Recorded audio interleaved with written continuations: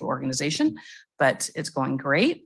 We're offering 2 dodgeball leagues for different ages, and that is super fun. I was there the other day when we did the Safe Start program to make sure they all knew etiquette of dodgeball, mostly no headshots.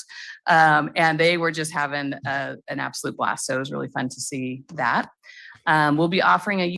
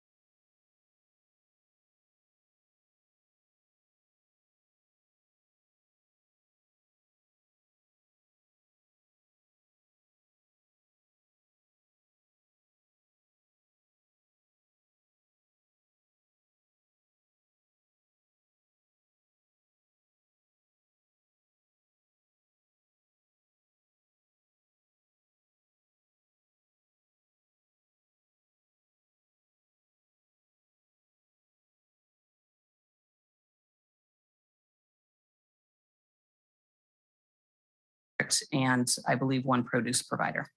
Okay. Any word on the use of the pump track, the BMX camp, anything like that? I had a meeting today with a Sea Otter Classic Foundation organizer, and we were talking about doing 2 events in April. One would be kind of an after-school assembly type for Marina residents, youth, and it would be focused on skills and safety and lifelong appreciation. And then a larger scale event potentially on a weekend where we would bring in some professional cyclists and do some demonstrations and skills as well. We're also talking, and again, we've only had 1 meeting, but doing a strider course where the little ones that aren't pedaling yet, but they're striding, we can set up a little course for them. And then also Morca has a course for new peddlers that are, maybe in the 4 to 7 range. So we're looking potentially at setting up 2 alternate tracks, within the park. And so we'd be able to accommodate a lot of people. So that's very exciting. I just want to say thank you for opening up bathrooms, by the way, at the pump track. Thank Thank you you. very much. Thanks to Brian. Anything else? Thank you, Brian. Yeah. I think that's it. Okay, thank you very much. Okay, thank you. All right, we're going to move on to council and staff announcements. Mayor Pro Tem Marina Dirksen, you had something? Yes, I have two things. First of all, I was just going to mention, I represented Marina at the change of command at the DLI, the language school. We have a new Commander Jones, and the outgoing was Colonel Mark Jones, and the outgoing Jennifer Serencino. It was wonderful, and come to find out, we have some airmen, Air Force people living right across the street from us. So it was very nice to integrate our community and welcome Colonel Jones to the community. But speaking of Junior Giants, I had an opportunity to help volunteer this weekend, sign up some people. And as a result, we've got some shirts to present to council members for Junior Giants. I saw our new HR director's family signed up as well. So I just want to be able to, I don't know how we do this, but present, they are looking for volunteers to help. So this is a coach shirt. And we have some parent shirts. So I've got hats for everyone. So I'll pass them down. Is that okay? And shirts for everyone. So I want to even some of you out there if you'd like some. So it's a wonderful program. I was very pleased to see lots of kids, lots of parents. It's just another way for our community to come together. So the season starts, they're already practicing, and I think some games start on Friday. Heidi, you get one too. So, and we've got some for our AMP professionals as well. All right. Anyone else with council announcements? Okay. I'll just say thank you to the 6 people that came out and cleaned up the Lapis Road last Sunday. And this Sunday, Marina residents are getting together to go to East Garrison and remove French broom, which is an invasive bush shrub out at East Garrison that's infiltrating into Fort Ord. So thanks to all the volunteers doing all you're doing. Friends of the Marina Library continues to be very impressive.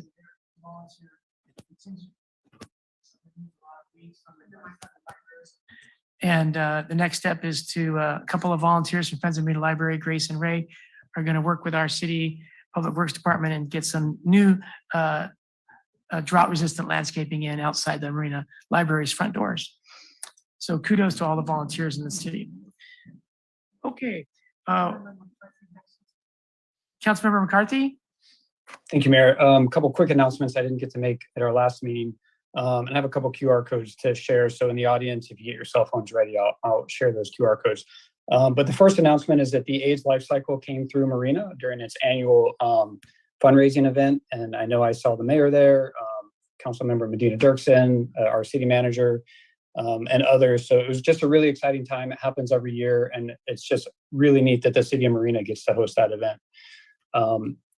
I attended a Monterey Parks Regional Parks District meeting as just a member of the public, wasn't representing a city, and asked them to include in their budget $45,000 for the maintenance of Lock Padden Park. They agreed to do that. And so I just wanted to share that with the council. I think it's a really exciting step towards having a little bit more accountability at what happens at that park. And I think that the Parks District is doing their part to in good faith, put some money towards that. And I hope the city follows suit. My next kind of public comment is just, there's something called a call-up procedure. And so I would like to ask the council to consider whether they would favor a call-up procedure for planning commission items that wouldn't normally go to the council. The city of PG has something similar to this. So maybe you can talk to the city manager if that's something that you would support, and we can get that agendized. I'm not really doing the 2-step process yet, but I wanted to make the city aware that that existed. And I think if there's any questions, you can talk to your city manager about that. And then finally, I do have these 2 QR codes as promised. If I can just do this real quick. All right, can you see that? Yes. Okay, so that's a survey for AMP. AMP is a nonprofit who records our meetings and helps distribute them. They are going through a process of soliciting feedback from the public. So I'd really encourage any member of the public to take that survey and try to determine ways where AMP can serve the community better. And the second item is the League of California Cities is having their policy committee in-person meetings this week in Pomona, California. I am on the Public Safety Policy Committee. And so we will be talking public safety items. If you go to that link in that QR code, you can see that there are dozens upon dozens of public safety pieces of legislation that the cities will be determining if they want to lobby for or not. I find it really fascinating. Encourage members of the public and council to take a look at that. And if they want to provide feedback to me directly or to the policy committee as a whole, they would have the opportunity to.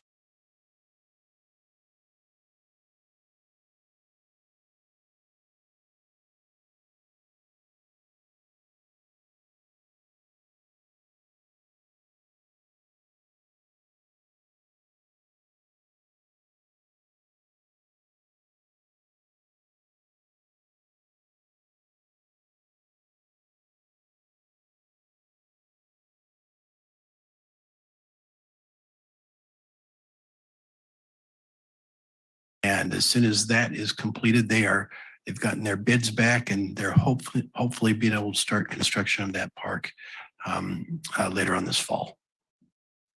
Great news. Okay. Anyone else from staff?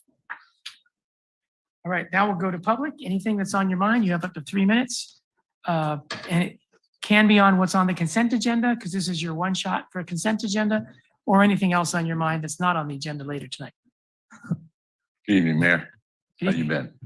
Anyway, 35 years public works and experience construction. We don't want that TMC bus project here in the middle of town. It'll tear up everything. It will make it impossible to enjoy the bicycle ride and the walk along the beach dunes, a roadway.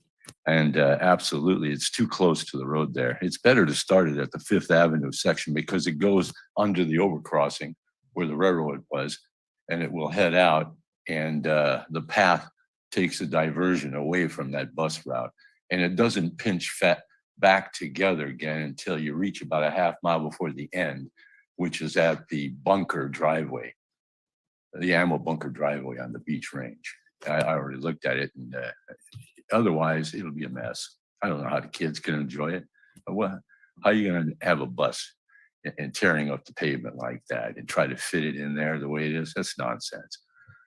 And another project, I agree with you. They're hiding the rates by going to this attachment of water payments on your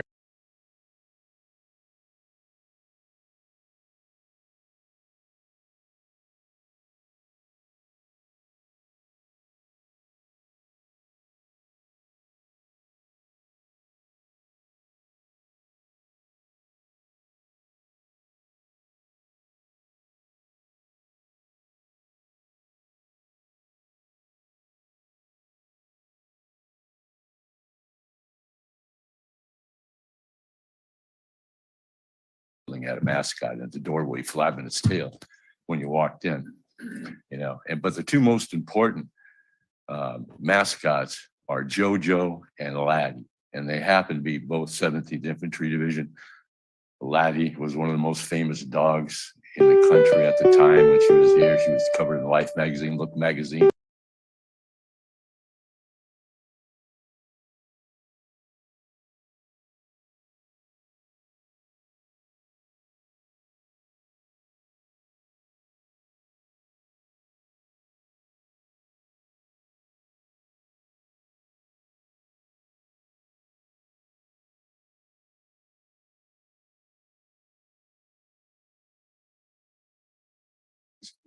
Up in the corner, they were buried there, so the people that walked along the 2nd Avenue could walk in there and pay their respects. They used to have crosses there. I marked the graves out, and I went out there several times with Mike Owens.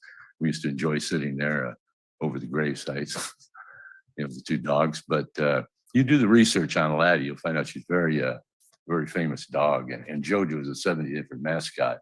I voted the ugliest dog in a contest, but to me, he was one of the cutest dogs. Yeah, and he's buried there too. And they're up in that corner. Sorry to do this to you, Howard. I have to interrupt you because your 3 minutes is up. It is up already? Thank you. Thank you very I much just for all wanted that to get that. information.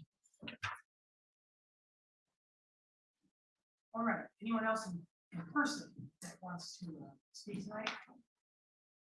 See anyone coming to the podium? What up? Irene, right? Eileen Hu, I'd like to make some comments on sewage and garbage.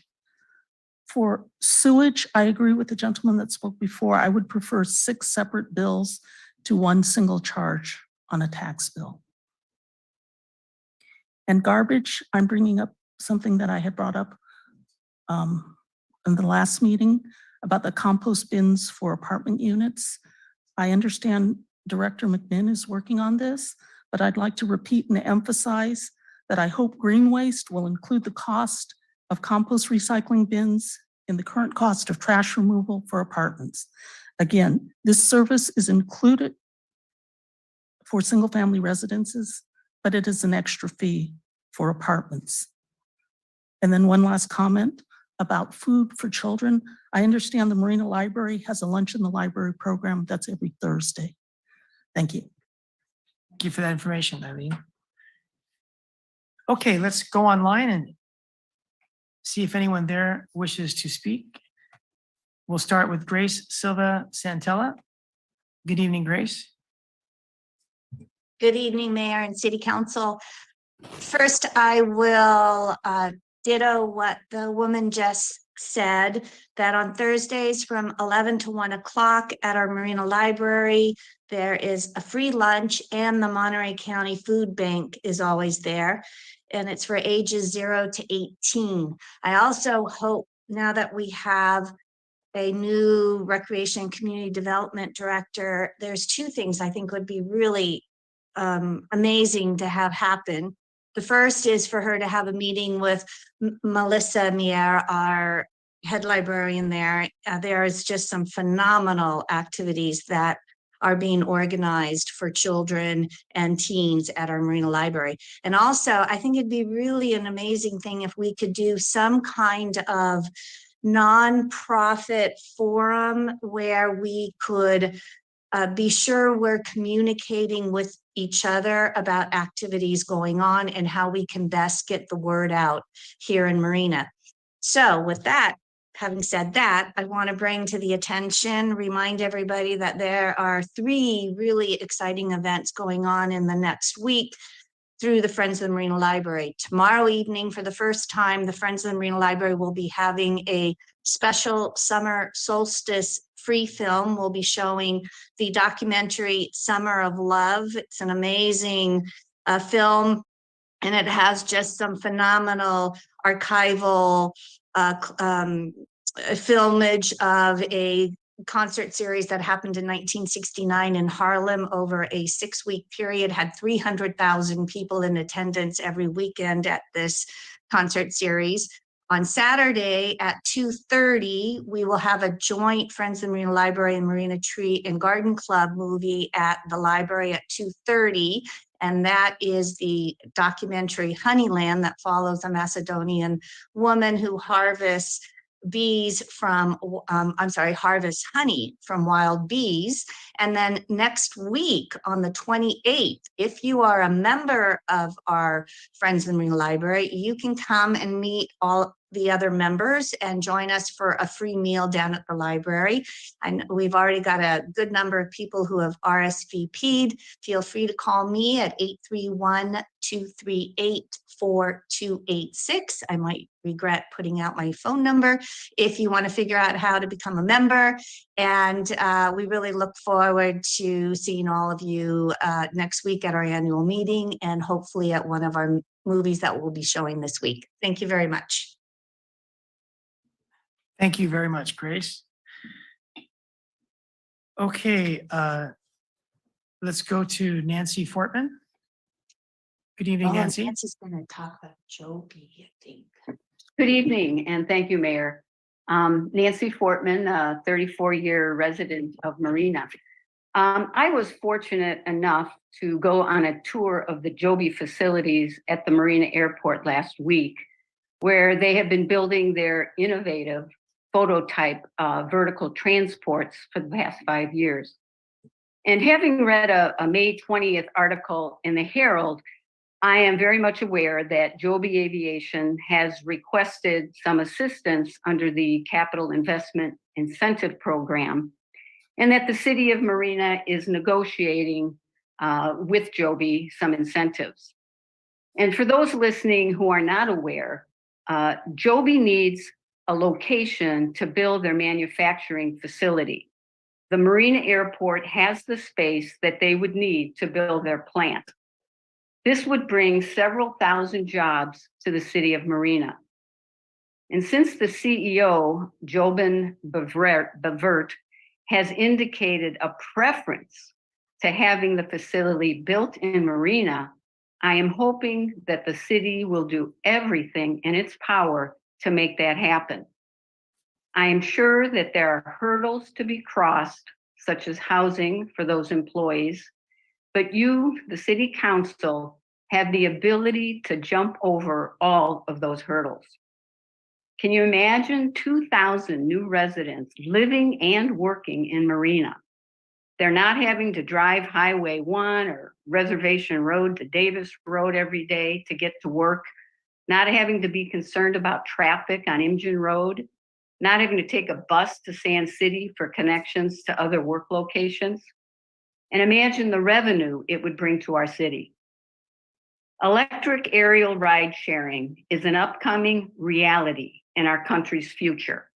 If Marina could claim home base for Joby's operations, it would be amazing and such a win for the citizens of Marina. So please, please do everything that you can to make this happen before we lose this opportunity to another location.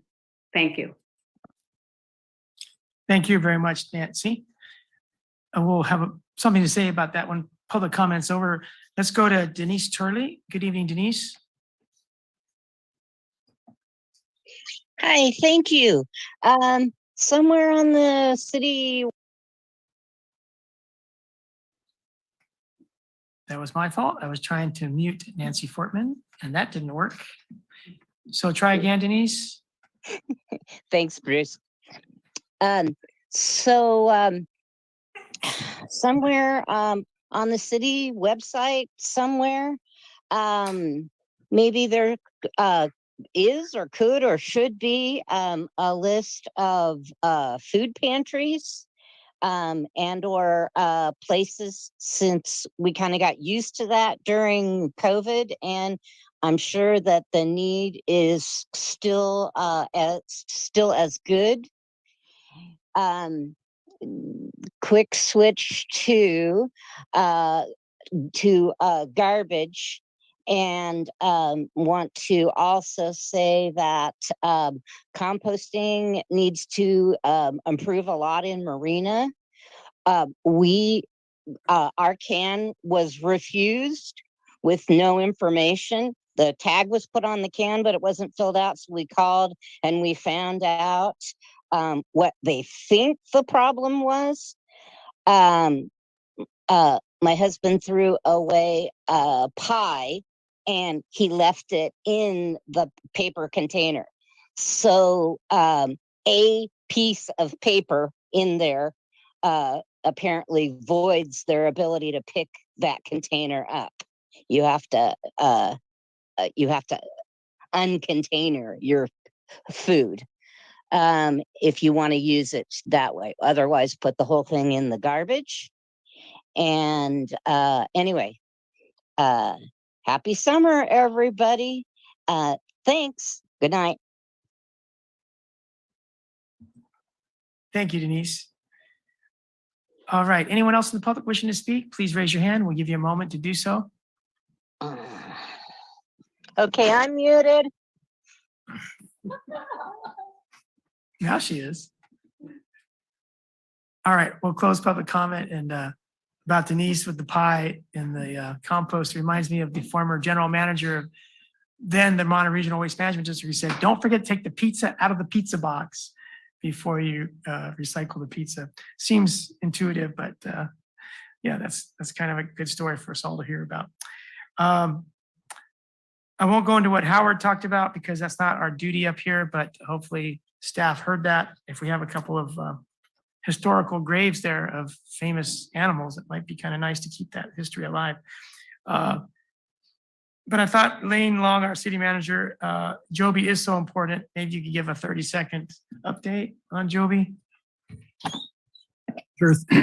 Thank you, Mayor. And we definitely appreciated Nancy's thoughts. Joby has been huge for our Marina and for our region. We just went up to a ribbon cutting at their headquarters in Santa Cruz, that they now have 400 or 500 employees up there. So Joby is going to be in the region long term. Joby has already moved all of their research and development down to our Marina Airport. They employ over 350 employees right now, and they are continuing to grow and expand. We've been meeting almost weekly now with the Governor's Office of Economic Development and Business, and the state has put together an over $200 million incentive package for Joby to build their manufacturing facility down here. And it's a huge manufacturing facility. You're talking 600,000 square feet, and that would definitely bring a lot more jobs to the region. But with that, we know that we're directly competing with other states, and the other states already have facilities built, and they have a lot more incentives than California does. And so we're trying really hard for that big building. Even if we don't get that, Joby, they've talked with us regularly. They're going to continue to expand at our airport and continue to build jobs. They are hoping to complete construction of their really first vehicle that will be ready to demo in hopefully the very near future, and we hope to be getting some announcements out on that. But Joby is very important to us, and they're going to continue to be here, and we're going to continue to work with them. The City Council actually improved this capital investment incentive program probably about a month ago, and Joby really appreciated that, and we're working with Joby on other programs, and are going to continue to be, they're going to continue to be a partner with us long term, regardless of whether this big manufacturing facility gets built here or not. All right, thank you. And much appreciation to Lane, our city manager, who is working hard on that. And our assistant city manager, Matt Mogeson, also is involved, and our airport manager, Matt Nelson, sorry, has been involved with Joby day to day almost out at the airport. So thanks to all of our staff working with Joby, trying to do just what Nancy is hoping. And then as far as Denise and the food pantries on the website, maybe staff can just take a note of that and somehow get the food pantries listed on our website. All right, anything that anyone else noted I may have missed? Okay, all right, let's go on to the more meat of our meeting, the consent agenda. Do any council members wish to ask any brief questions or pull something for deeper discussion? All right, I'll motion that we approve our consent agenda. Second. Mr. Mayor, I have brief questions. Oh, yes, go ahead, Brian. Yeah, so on 10F1 and 10M1, 10F1 is the brief question. Can I go ahead with it? Yes, please. Is the Lock Pattern Point Landscape Maintenance District. I know Edry's not here today, so I'm not, I think a lot of these questions can be handled offline, but I also believe bad news doesn't get better over time. And for transparency, I think it's important to realize there's kind of an anomaly with that parcel B on that map. It's a city-owned parcel that, for all intents and purposes, is not accessible to the city. And so I think there's some issues with that need to be kind of looked at a little bit more closely. I've brought it up before, but I kind of want to be on the record of saying that. If staff wants to respond, that's fine. I'm not asking for a response. And then the brief question is there anything that prohibits the city from spending more than what they collect on the landscape district plan? All right, Lane or Brian? Go ahead, Brian.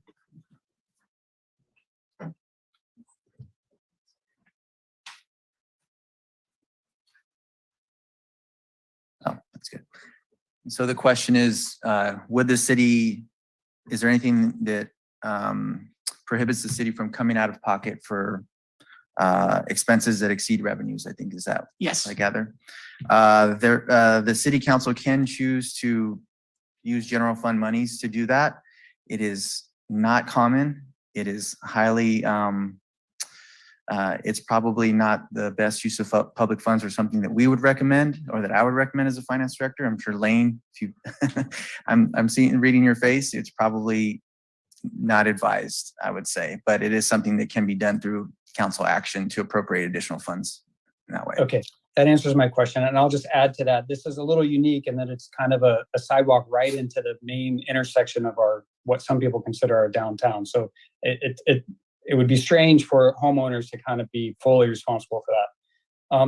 And then if I can move on to 10M1, my just general questions are, Thank you. one, I want to make sure that the folks that are recommended for this position are okay with it, and support. I totally support it if they do.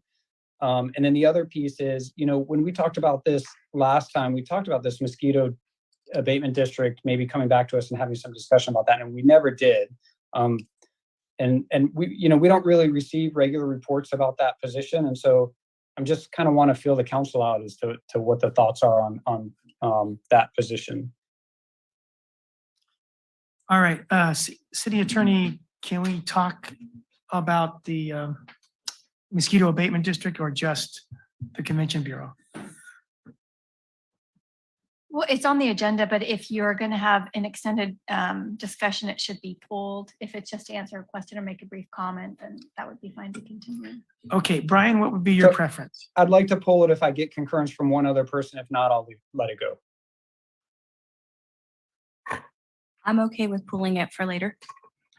Okay, so we'll pull that and I'll modify my motion to approve the consent minus 10M1, 10 Mary 1. And that'll become our last action item for the night. Can you, I accept the amendment. okay, second holds from Mayor Pro Tem. Thank you very much, Brian. Any more input, Brian? No, thank you. Okay, thank you. So let's have a roll call vote, please. Councilmember McCarthy, Yes. Councilmember Vischer, Yes. Councilmember Viola, Yes. Mayor Pro Tem Medina Dirksen, Yes. Mayor Delgado. Yes. That motion passed unanimously with the 5 of us voting. And we go to a public hearing regarding our airport rules and regulations and operating standards. And Matt Mogerson, our Assistant City Manager. Thank you, Matt, for leading us through this. Thank you, Mr. Mayor and members of the council. Yes, this is an effort that we started a couple years ago, so it's kind of nice to wrap it up here and move on to the next good thing at our airport. So I guess, as everybody here is aware, in the base closure, the city took on the airport for civilian use of a former Army helicopter airfield. So with that came some federal oversight that we have to live within, which is really not that big of a deal because we've also got grant assurances. And in the grant assurances, a lot of these things are mirrored. So the FAA has oversight over our airport for a couple different reasons. And it's kind of important just to remember in general. So we must comply with overall lots of different standards within the FAA. So our airport is currently, though, is regulated through our municipal code. In 1996, we adopted the ordinance that pretty much took our rules and regulations and everything and threw it all into the document. And talking to people, we're not sure where that came from. It's probably best standards of the day, but it's been almost 30 years. And today it's time to look at those rules and regulations again and think about updating them. So our existing ordinance provides like a regulatory framework, basically to regulate the airport. It allows for enforcement powers and also like a due process for people who might be violating a rule. There's a way for them to go through a process and get an appeal of that. It also contains, as we mentioned, our rules and regulations and our minimum operating standards, and we'll talk a little bit more about those in a second. There we go. So rules and regulations, what are they, I guess? So they're basically, they govern the operation and the use of the airport to ensure that there's a safe and efficiency use of the airport. Here's some examples. You can't have unleashed dogs on the tarmac. Hangars need to be used for aircraft and not for general storage. Other ideas are, you can't have public intoxication within the airport. So there's a whole slew of them in the documents that you've most likely seen. Minimum operating standards really relate to people who want to use the airport under a commercial use. And those can be under several different types of things. I have some listed here. A fixed base operator would be one, flight instructor, skydive would be a commercial use of the airport. So what it does is it provides like a minimum qualifications for the participants, the orderly operation of how they're going to do their operations, making sure there's a quality service they're providing and stuff. So in developing our airport rules and regulations and minimum operating standards, we did some public outreach. But the first step is that we contracted with Kaufman and Associates. I have a feeling this thing skipped over a slide there. We contracted with Kaufman and Associates to help us. Kaufman and Associates works with airports all across the country. They know all the best practices when it comes to industry standards. So they helped us to put together 2 documents separate, and they recommended that we take those out of the existing ordinance. It just makes it a lot easier for updating those documents as you need to throughout time, and it's just a much more efficient way of doing it. So anyway, we've done that, and those documents, once they were drafted, we posted those on the website on January 21st, and this is a while back now, 2021. Following that, we let everybody know that these were out there. We talked to the tenants, and we invited them to come to a council work session that we held on February 9th. And at that time we were on Zoom, so it was over Zoom. I think we had about 10 participants who came and gave feedback, and we made some changes after that. There's been a lot of one-on-one kind of input from tenants and the airport manager. They've come into the office and talked to them about it. So ultimately, these have been finalized, and tonight we're ready to, finish it up. So to cross our T's, we also sent it back to the FAA one more time to make sure that we're in compliance with everything at FAA. So the revisions that we proposed here is to, again, take the operating minimum standards and the rules and regulations out of the ordinance and instead just adopt them by reference. That allows for, as we go forward, as things change, we can very easily, the city manager can approve some minor changes. It's important to note that most of these rules and regulations and minimum standards are industry standard, they're FAA requirements, and everybody's look the same. So there's really not a whole lot of discretion within it. There might be little things here and there, but for the most part, it's good to have updated ones because it keeps us in a much better place when we're regulating the airport. So so this still though maintains the same ability for us to regulate the airport, to enforce the powers that we need to in order to keep it a safe place to operate. So with that, just open up for questions. We also do have Matt Nelson, our airport manager, on the phone, if you're on the line, if we like detailed questions to him. Okay. Good evening, Matt. Anyone on city council has a burning question at this time? Mayor Pro Tem Medina Dirksen. I do. Thank you, Matt, for this presentation. I have a question about how many tenants were not conforming to the use of this document in terms of aviation use, and talk me through what happens. How many were not? I don't know that I have a direct answer to that. I would say though, over the last couple of years, we've done a lot of work with the FAA for lots of reasons that we're all aware of. And through that process, we've done a lot of cleanup out the airport. So we have had several tenants that have transitioned out because they didn't have a plane. It turns out they were just storing things in their hangar. So they were transitioned out to make room for people with planes. So that happened. I would say overall though, this is more of a kind of an ongoing thing. So if somebody's got a dog running around the tarmac, you just deal with it at the time. We've also we had somebody who was trying to operate a fuel truck, which would fit under a minimum standard thing. So we would need to permit them, and they were not permitted. So we had to ask them to stop doing that, and they ended up actually leaving as well as a tenant eventually. So we've a lot of cleanup, but I don't have any detailed stats. How many tenants do we have out there? Can you answer that? How many total tenants? Yeah. We have approximately, I think, 40 hangar tenants, and then we've got another 20 in the buildings. That's correct. We have about, this is Matt Nelson, about 48 hangar tenants, and the latter that Matt described is correct with the non-aviation tenants.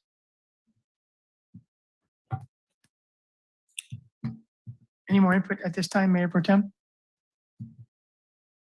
No, that's it. Thank you. Councilmember Biala?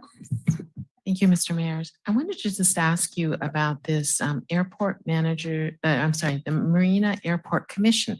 I just didn't realize that we have a commission, and how many people are on it and how do they get appointed?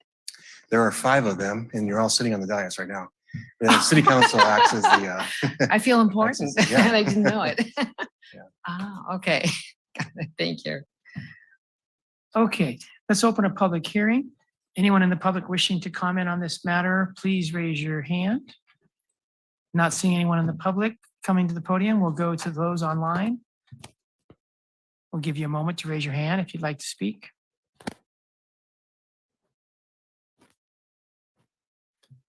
Okay, we'll close public. Council, time to entertain a motion. Would someone like to make a motion or have any questions or discussion? Councilmember Biala? Sorry. Thank you, Mr. Mayor. I was just thinking that this is such a good idea to pull it from the municipal code and put it in as a separate document. And I think because we know very firsthand that aviation is changing, there's new technology, obviously, because Joby is here. And so in the future, who knows, we may expect to have some changes from the FAA or from ourselves by direct experience. So I think this really makes sense. And I can go ahead and make a motion if there's no other comments. Okay, please proceed. Okay, I'd like to make a motion that we take any testimony from the public in a public hearing, consider introduction of the ordinance number 2023-XX, repealing and replacing Marina Municipal Code, Chapter 13.22, Marina Municipal Airport, and adopting rules and regulations and minimum operating standards by reference. All right, is there a second for that? Is there a second for that? I second. Okay, second by Councilmember Elizabeth Vischer, and we'll go to our city attorney. Councilmember Biala, I just want to clarify, we already had the public hearing. I know it's represented that way in the staff report, but really, I just want to confirm that your motion is to repeal and replace the municipal code chapter 1322 and adopt the rules and regulations. Yes, thank you for that. I'd forgotten this is the second hearing. I Thank have you. a question.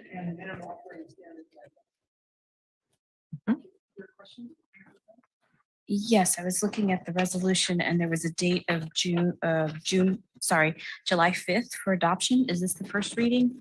And therefore we go one more time. Is that correct? Yes. Matt or Elaine? There will be a second reading. Okay, that is just the clarifying question. Any other comments, questions before we go to vote? Let's go to Councilmember Vischer. Yes, Mayor. Thank you, Mayor. Just a typo on page 8. It says held on May 20th, should be June 20th.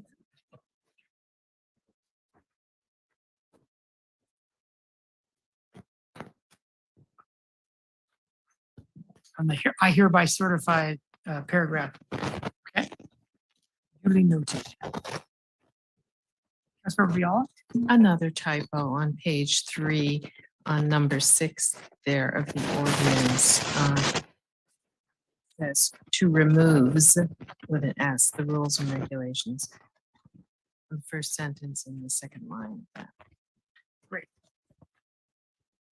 Okay, can you modify your motion to accommodate those two typos?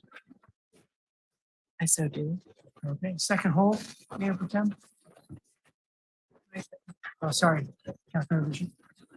All right. Any last comments or questions before we move to a roll call vote? Brian, I don't see you right now. Sorry. Okay, can we have a roll call vote, please? Councilmember McCarthy, Yes. Councilmember Vischer, Yes. Councilmember Biala, Yes. Mayor Pro Tem Medina Dirksen, Yes. Mayor Delgado. Yes, that motion passed unanimously. Thanks, everybody, to whoever did the work, Matt and Elaine. So let's move on to our other action items, starting with our city's pavement management program. Very exciting. Lots of money.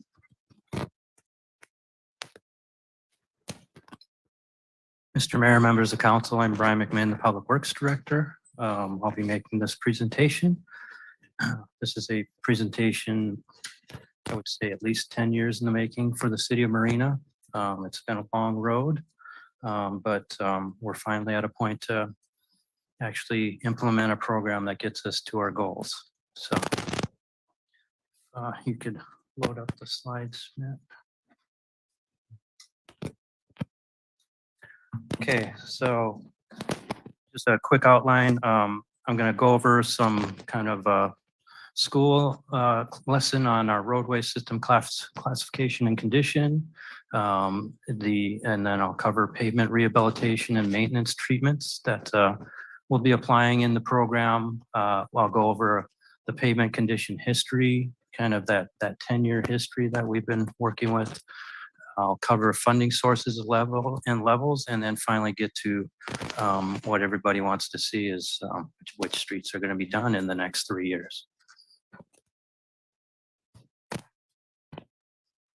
So our system of streets within the city and cities in general throughout the country are separated into 3 different categories. We start with the local streets. We often call them residential streets. I believe they're residential in our general plan, but don't necessarily have to be. They can be in business, commercial districts. It's where the first and last leg is of our trips. It's where they start from as people begin their journey as they travel throughout the road network.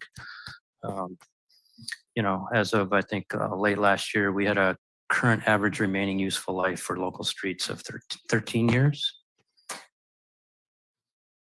As you leave the local streets, you'll pull onto a collector streets. They gather traffic from residential or local streets and follow them onto the arterial network.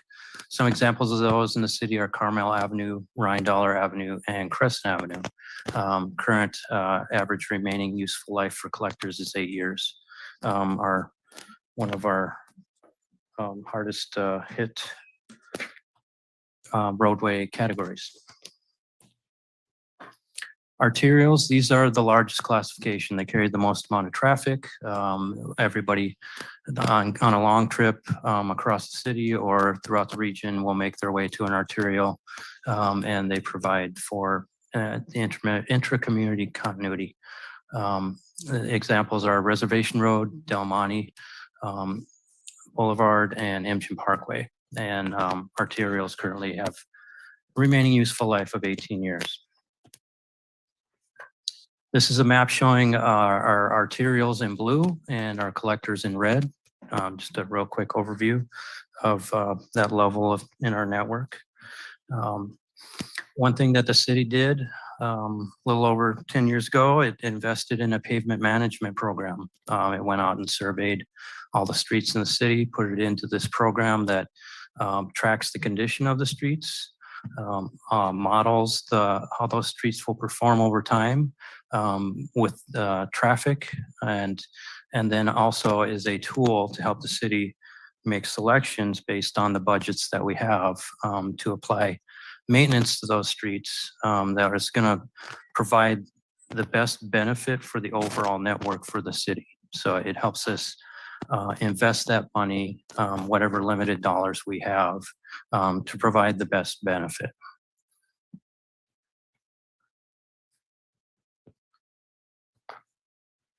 So as of our last survey, the city's overall condition for the roadway network itself within the city, this is all cities compiled together for an overall rating, was 66. And that rating runs on a scale from 0 to 100. 100 being a really good score, 0 being the worst. And we further divide those into kind of tiers in that system. The 70 to 100, that's the good and excellent roadways. Those are the people that are doing good in class.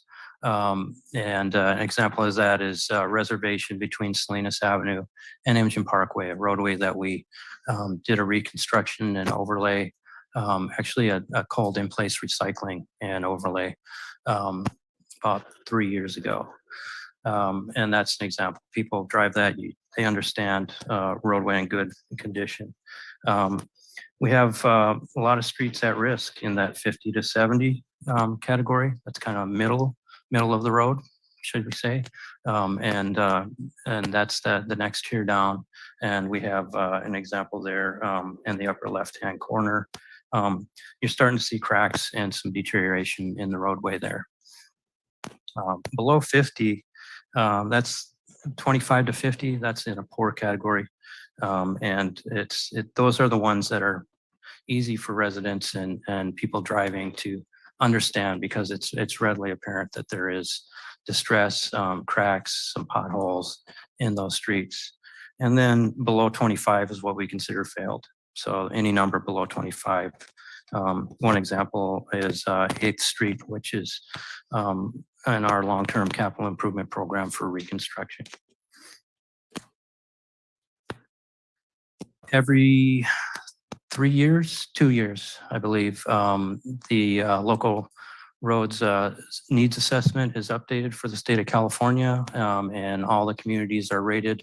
This is from 2020, so we expect to have another report coming out here shortly. But in this one, the city of Marina was at lower risk in that 61 to 70 range. So that's the light blue. You can see the various different agencies in Monterey County and what their ratings are. Only one community is in the good condition, and that's Carmel by the Sea.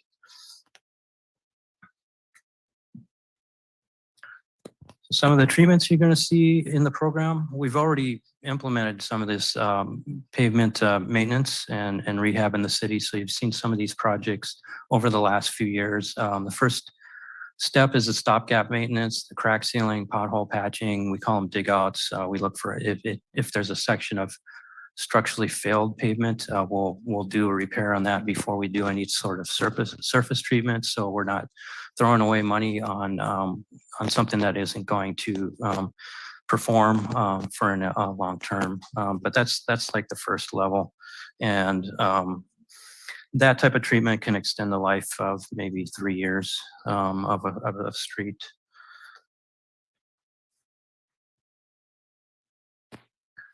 The next level is a slurry seal, is a surface treatment that seals cracks in the street. And that's its primary function, to help minimize the amount of water and moisture that gets underneath the pavement, which decreases its life. It doesn't add appreciably to a wear course, but it's more about sealing the cracks in the street, and that can extend the life up to 7 years. We have the next one on here is listed as a Cape Seal. We actually have a treatment in between here that we've been using more recently. It's becoming more popular in California, and that's called a microsurface. So it's somewhere between a Cape Seal and a slurry seal. That's more in the kind of the 3 to 8 years, up to 8 years on the microsurface. This Cape Seal is a 2-coat process. It adds a thicker layer to the pavement, a little additional wearing course to the pavement, as well as sealing it. And this is going to be more in that 8 to 10 years. For those surface treatments that I just talked about, the way they go down, it is applied as kind of a liquid format onto the surface. It does cure and firm up. But they do not result in a street that has that nice smooth paved look that an overlaid street or a reconstructed street would have. I think, it's one of the things that we're going to have to work on educating the public about, because we get comments from the public after some of these treatments saying, it wasn't done right, it's not performing right. It wasn't what they were kind of expecting when they heard that their street was going to be resurfaced. So a little bit about education there, especially on like the microsurfacing. You'll see a little bit of the surface aggregate that isn't fully bedded in the surfacing treatment. Some of that will scuff off initially, and people see that as it's not performing, but it's normal wearing in of that treatment. Then we get into some of the higher cost treatments, and this is for the streets that are in the lower pavement conditions. Asphalt overlays, where we'll overlay the pavement, it provided that it has sufficient structure underneath that it will support that and won't lead to premature deterioration of that overlay. But this is adding a layer of asphalt on top of it, just like a street is constructed with asphalt, and it's rolled just like that as well, and results in that smoother surface. And then this last one is that cold in place recycling, or, we're going to be looking at newer technologies like that. The other one is just we mill and remove asphalt and bring in new asphalt, and basically reconstruct the asphalt pavement. That would be kind of like the final option for streets that are failed here in the city. So various different levels of treatment based on the condition of the streets. When we ran the list for the streets, as we have in other years, the program will tell us what it thinks the treatment should be. That's based on the surveys that were performed when the data was updated in the program. But we take that list and we go into the field and we resurvey the streets and make sure that what it's telling us we agree with. Sometimes that changes, but also the system is based on surface observations. It's not based on taking samples of the thickness of the pavement, which we will do in any time we go in and reconstruct the pavement or add an overlay, so that we make sure that we're providing the right engineered solution to that that's going to perform over the long term.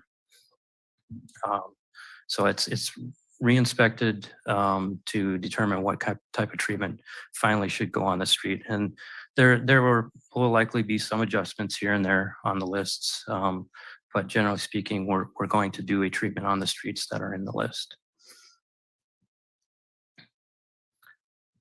So those treatments I ran you through start from the least expensive to the most expensive.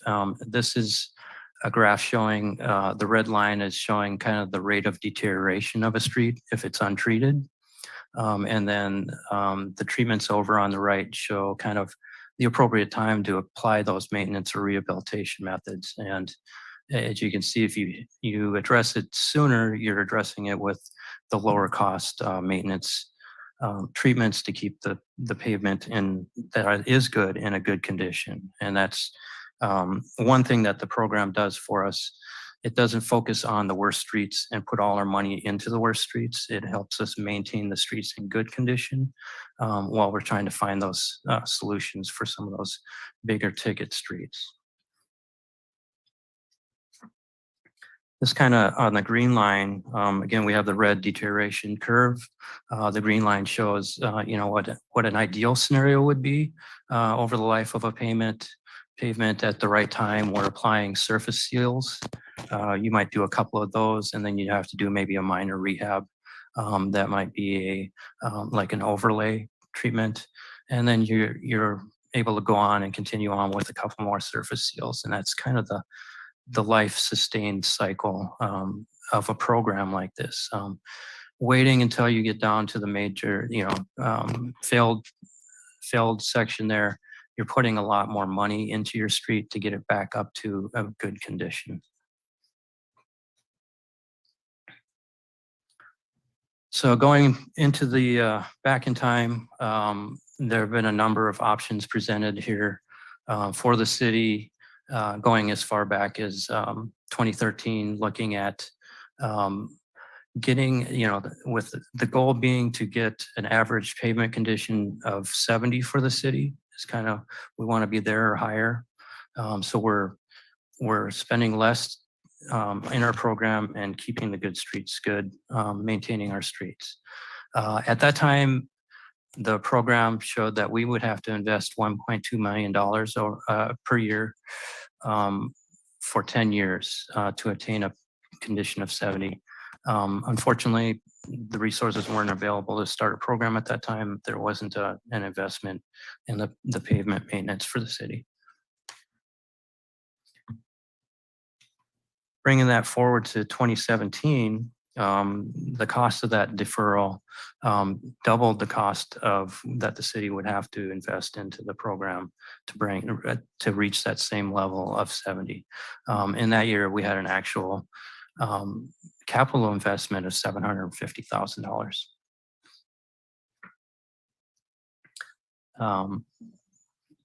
From 2017, we saw that, yeah, we're adding, it's costing more to achieve that same condition of 70, but we also looked at how that backlog is growing under various different scenarios. And what this showed us in 2018 was, you know, we were going to have to invest 2.5 million per year going forward to even bring that backlog, start bringing that backlog down.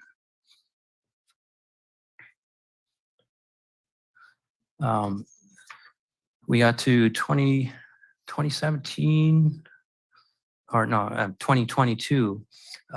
We had finally looked at this. We had projected what we were going to have to invest. We weren't making that level of investment, and we were seeing that number continuing to go up. And so the question became, you know, how do we find a scenario that gets us there? Running a bunch of them, we came up with a front-loaded scenario where we make a very large investment up front to work through that backlog of maintenance and to get the city on track to attain that pavement condition of 70. And that was at the time bringing this forward to City Council and getting City Council's approval of issuing debt for this and generating bond proceeds for that front loading. So we would have that money in addition to the Measure X revenues that are generated in the county sales tax, as well as the increase in the Senate Bill 1 funding from the state that goes into everybody's streets. And then back in 2016, the city passed a number of sales tax measures, and the city has been investing $1.6 million into our street program on an annual basis from that. So we issued the debt, and we've generated the revenue or the funds for the project. The 3-year program funding that went into the lists that are generated as an attachment to the staff report for this first fiscal year, roughly 10.3 million. The following year, 7.4 million. And then the fiscal year 25, 26, 3.5 million. That's the front loading of the scenario. The ongoing out years, it settles down into more like a 1.8 million. That's lower than what we've been investing on an annual basis at this point. Part of that is due to we have to pay the debt service on the bonds, and Measure X revenues are paying for that. We still have some additional Measure X funding that goes into the annual program for maintenance that isn't obligated by the bond. We'll still have Senate Bill 1 funding going forward, committed to the program.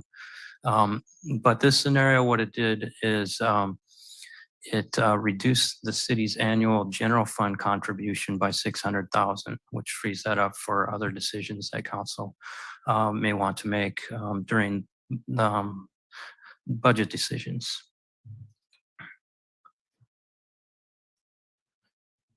And so this is the graph that shows kind of what we looked at from staff standpoint. We ran a number of scenarios. Oh, can you close the door?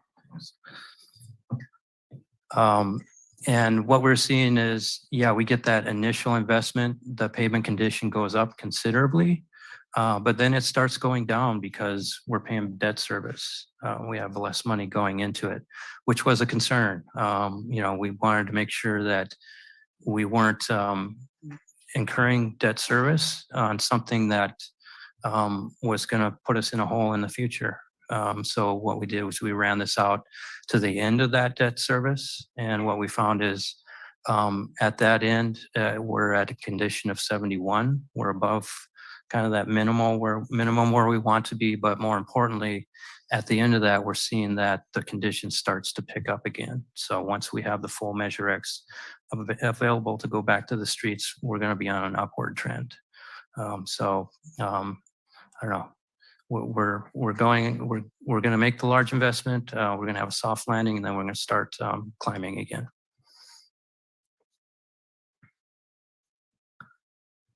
So I got to put my glasses on for this one because there's quite a bit of information in this one. But this shows the pavement condition projections for the next 5 years based on the scenario that I just showed you that graph for, and the scenario that generated the list of streets.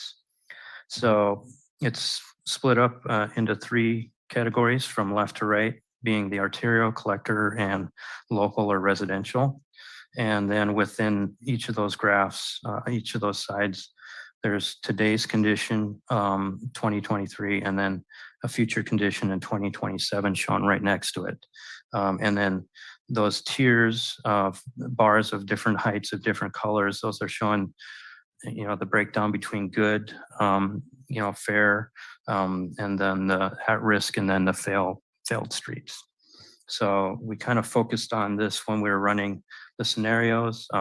You know, what's going on with, you know, kind of our failed streets down at the bottom there, and, you know, concerns over them not being addressed. One of the directions from City Council over on the right is the residential streets. When we went for the bond funding, was that we did not want to leave the residential streets behind in this program. And so as we ran these scenarios for the 3 years, that was one of our priorities. And it does address the failed residential streets. So you'll notice over on the right, there is no yellow bar for failed residential streets at the end of this initial investments for the city. The middle category, the collectors, you know, it draws down those failed streets slightly. We did do some adjustments to that, and we're able to bring it down what it was when we initially ran it. Part of that was an additional $1 million in the front loading that we do have funds accumulated in the pavement management account for, and can do that. So, you know, that's the failed go from 13% down to 10%. And then the arterials actually increase slightly. They go from 2% to 4%. And I say this and you know, I'm more comfortable with that because the arterial streets are the streets that are going to be competitive for grant funding. We'll be able to incorporate improvements to the pavement as we go after active transportation program grants to implement bicycle and pedestrian improvements on the street, and those types of improvements will help get more money into our arterial streets. Or, for example, our Imogen Parkway, where yeah, the pavement needs to be addressed on that segment, but it was actually a project to widen it and address a regional need. So that's something, ways that we can leverage grant funding and get more money into our arterial streets.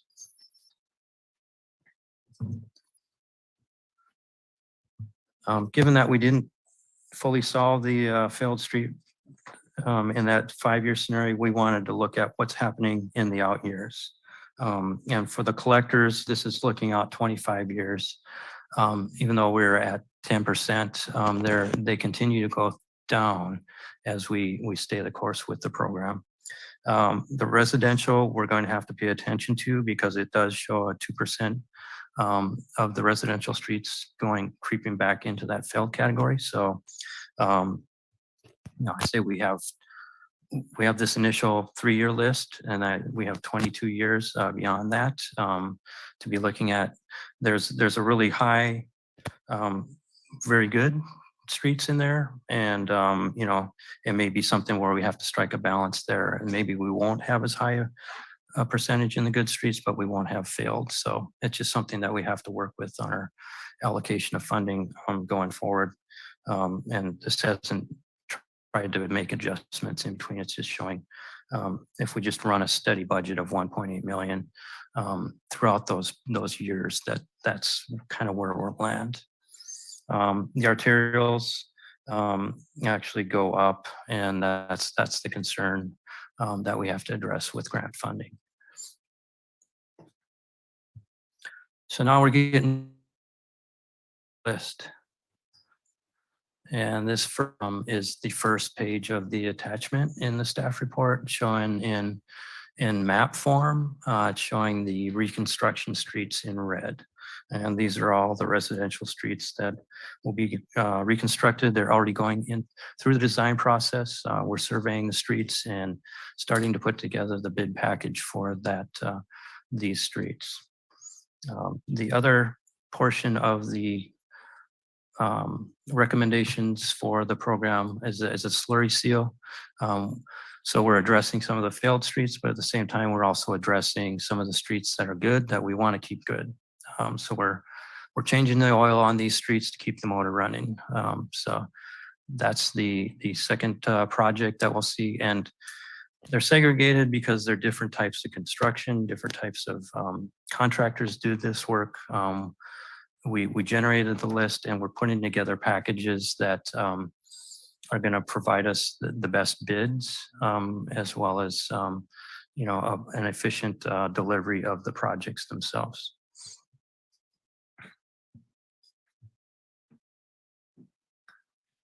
Getting into year 24, 25, it's got a couple of different types of treatments, microsurfacing and overlay. So we got to get a surface treatment and then something that's a bit more robust on some of the streets that are more closer to that failed category. So we're addressing both ends of the spectrum in that second year.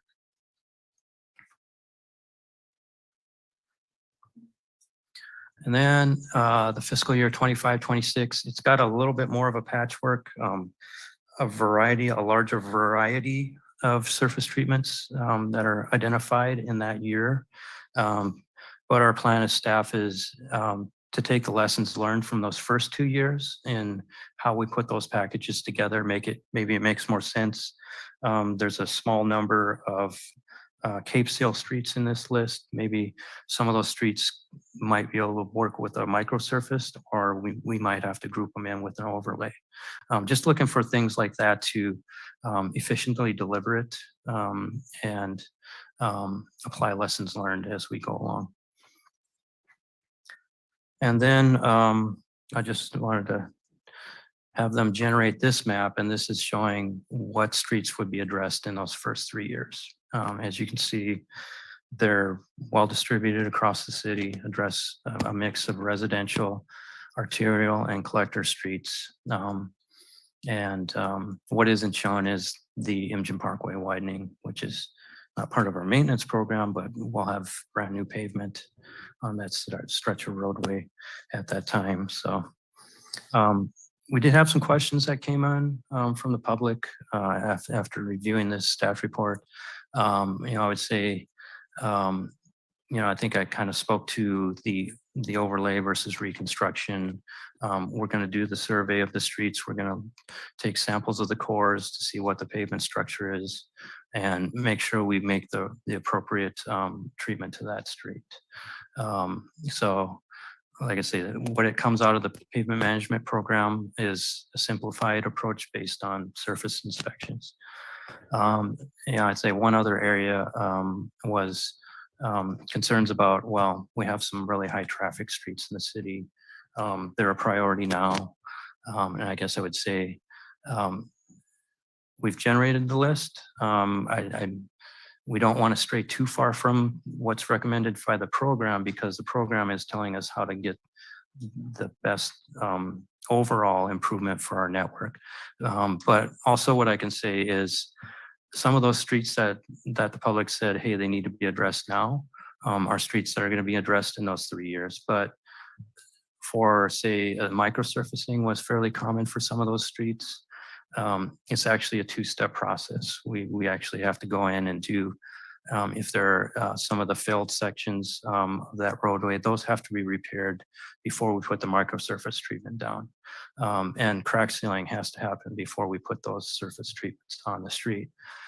So I'll work with the program team, and there's probably opportunities to advance the structural repairs and the crack sealing into the first year on one of the contracts. That's going to have that type of work in it already. And that moves that into kind of that first category stopgap that helps prevent the street from deteriorating at that higher rate. And then those segments will be ready for the surface treatment in the following year. So instead of trying to do that all in the same year, we can move some of that stopgap treatment up earlier in the program. And I guess if I'll stop there and open it up to City Council if you have any questions. All right, thank you, Brian. If you go, a question I asked you, you answered it. If you go to 25, 26, the last of the 3 years, you see that Mayor Street has a pavement condition index of 19. And it's considered for full reconstruction in that 3rd year. But since 19 is lower, that is worse, and some of those in 23, 24, my question is, why does Bayer wait later in line when it's in worse condition than some of those that are fully reconstructed before? So some of it, maybe the level of traffic on it. If it's going to be reconstructed and it's already failed, well, it's going to be failed for a couple years, and then we're going to reconstruct it. By waiting those couple years, what we're doing is saying, hey, we're going to use that money today to put on some sort of surface treatment that's going to keep good streets good, and that's kind of what the pavement program is there to tell us. So, yeah. So this coming year, 23, 24, you have some streets that are going to be fully reconstructed that are 1s and 2s, and some that are 21. The Bayer is 19, so in between, and it's not going to be done for 3 years. So just that's the way the software is spit it out. Some of it's the software spit it out. Some of those are failed streets that are being addressed, maybe the residential streets, and those were specifically identified to be addressed sooner. You know, I couldn't say for sure if how much the program differentiates between streets once they reach a failed condition. It may be more related to the level of traffic on them.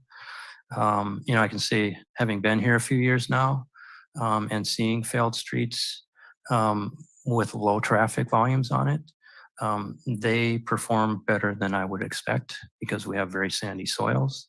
We don't see the structural failures developing like I would expect in other cities with clayey soils. Thanks again for answering my questions online. Let's go to Mayor Pro Tem Medina Dirksen. Thank you.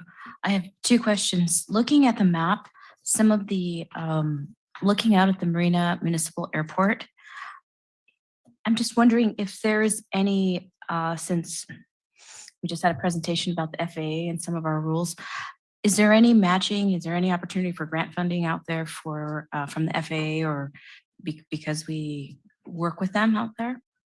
You know, I'm not being fully familiar with it. I think FAA probably has money for taxiways, runways and stuff like that. I don't know how much of that goes towards just kind of the roadway leading out to the airport and that one that kind of serves the tenant lease spaces.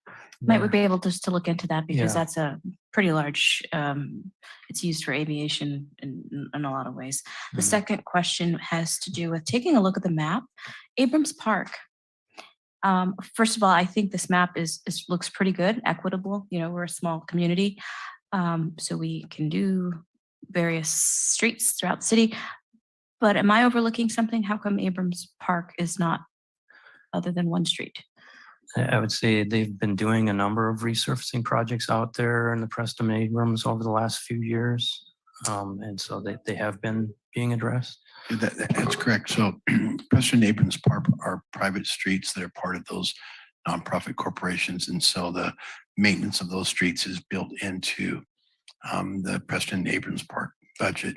Now there's 2 public streets. The main Abrams Drive is a public street. The other ones are all private. And so those are maintained elsewhere.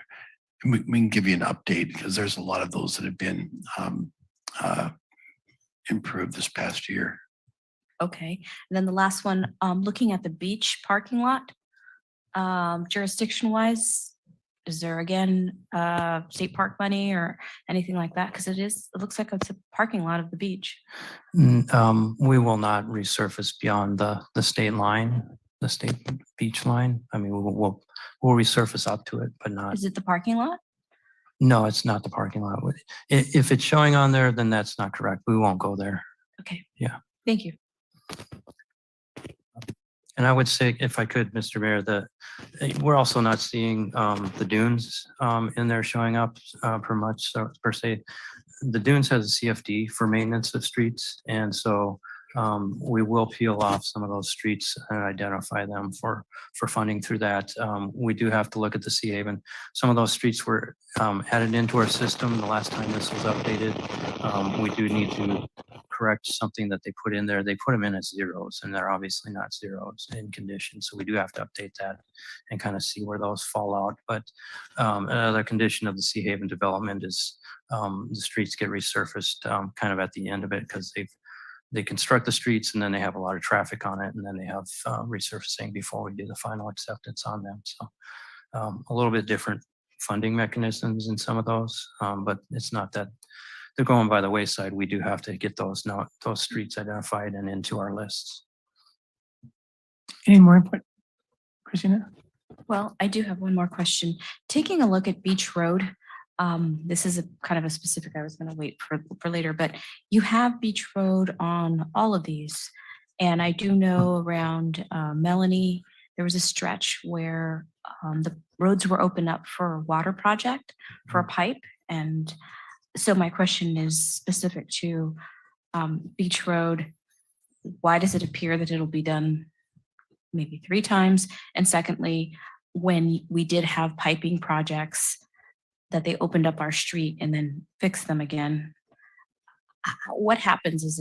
Do we go back and check it out and make sure they did a good job? And it just seems like that's going to be another time that road, which is busy, is tore up again. So explain to me what's happening up on Beach Road. So on Beach Road, yeah, they did have projects there and resurfacing. We can look and see if our system was updated for that. They did come in and resurvey collectors. But again, it generates the list. We'll go out and proofread that list before we actually put these into packages and construct them, and make sure that it is appropriate that we address those. We do inspect the work that's done under encroachment permits on the city streets. And so, yeah, we did have inspectors out there when they did that. The other thing we're going to be doing, and now that we've got the list generated, is meeting with the utility companies and saying, hey, what projects do you have coming up here?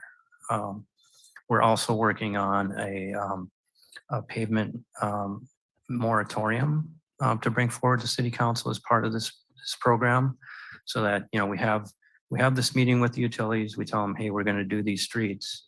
And if they don't tell us they have a project coming up on that, and if we resurface the street and then they want to come in and do it right after we resurfaced it, we're going to tell them, it's like, no, you either have to defer it or you have to apply a surface treatment to make it like it was.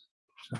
I greatly appreciate that, because that's happened on Beach, not to mention with Marina Station. Whenever that does come down, they may very well have some plans for that road. And here we are spending in excess of, you know, $200,000 to fix it. And then it's just counterintuitive. Yeah. Counterproductive.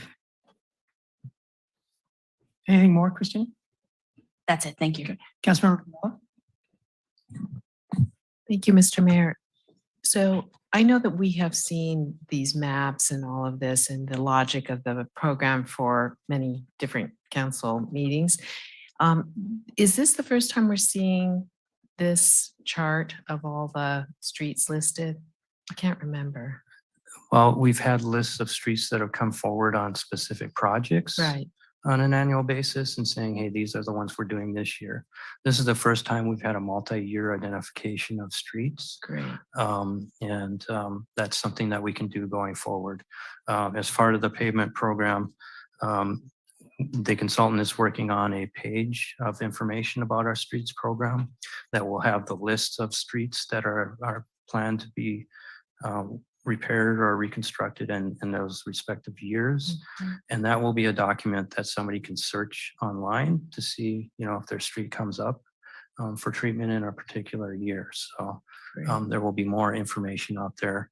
And I would like to correct, I did respond to the mayor's questions about apparent duplication in some of these streets. And there are some of these divided roadways, and the way they're segmented, there's an eastbound and a westbound direction, so it might appear that way, but actually in this case, there was a duplication in there. If you just look at the square footage, it's the same segment in there, so I have to talk to Edry about it. It looks like we actually have a segment duplicated in our system, so. So we might save some money there. Yeah, we won't resurface the same segment twice. Great. Yeah, no, I was just making note that this is the first time I really felt that I could see the program in operation over time. So it's very useful.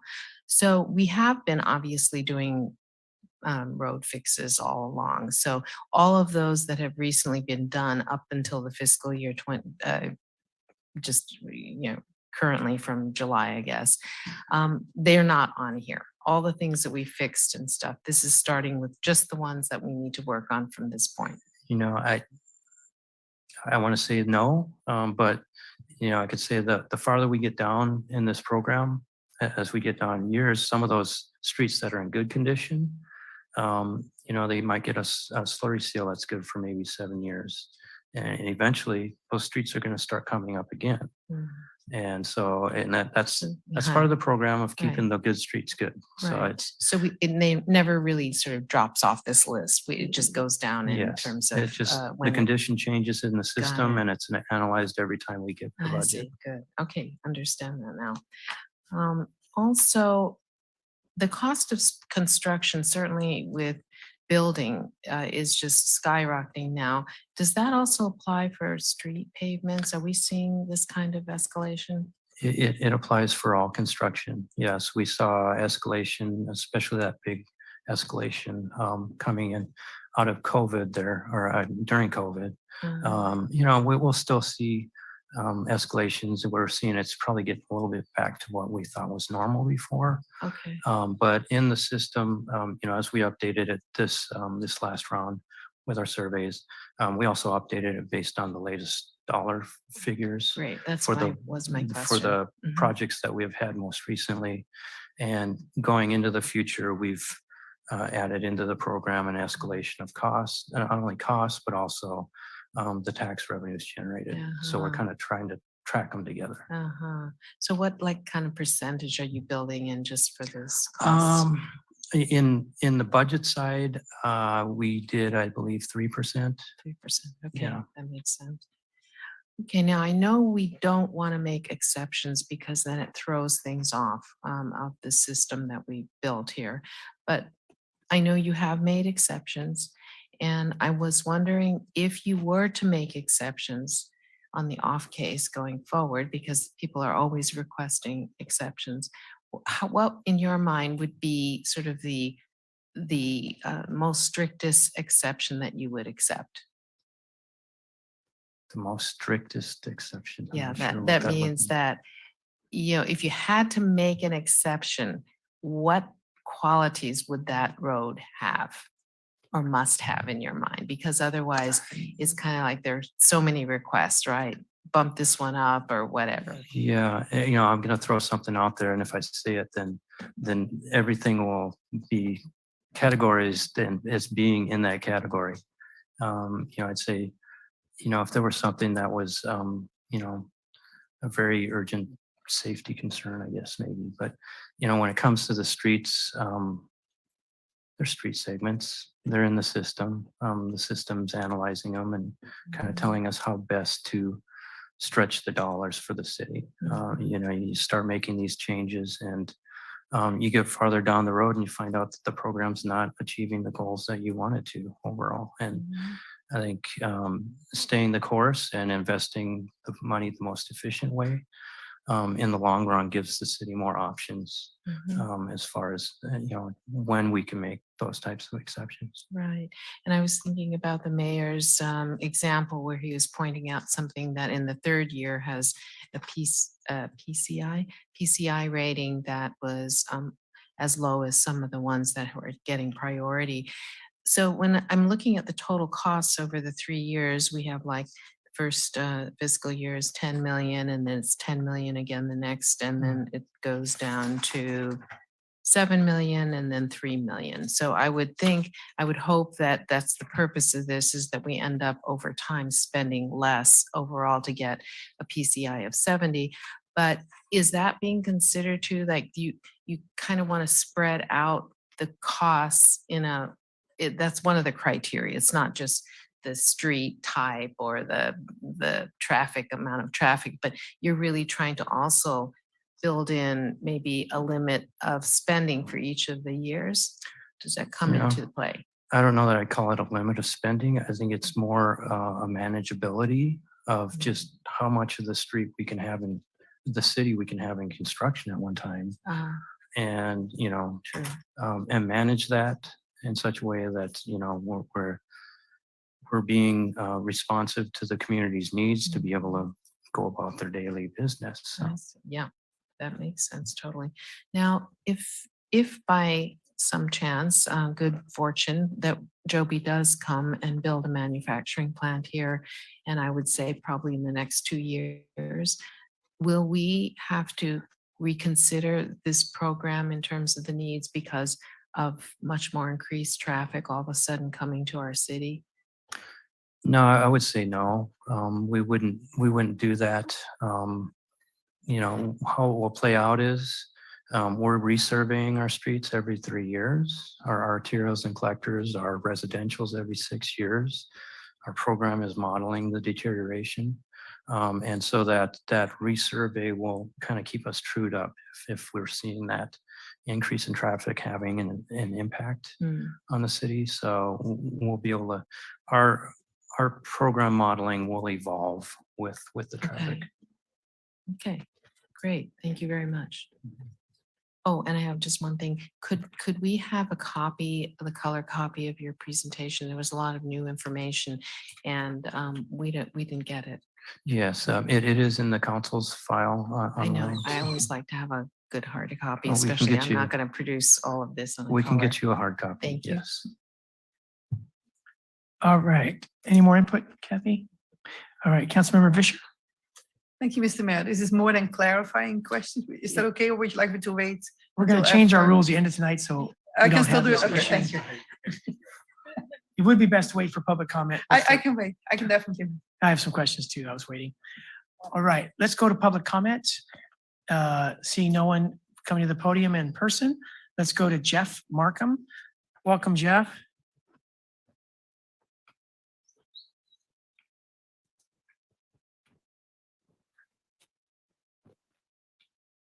Thank you, Mayor. Hi, you're welcome. Hi, thank you. I just had a couple comments on the slurry coding because our particular cul-de-sac was slurry coded last year. That the application is really important. They actually applied it in 2 different applications and did not take advantage or actually clear some of the vegetation that was on the side. And so it's already starting to come up. And so the prediction that it's going to be, up to 7 years, unless it's applied properly, you're going to be lucky to get 3 years out of it. So I don't want to, put a wet blanket over it, but if it's not applied correctly, I think that prediction is pretty wild.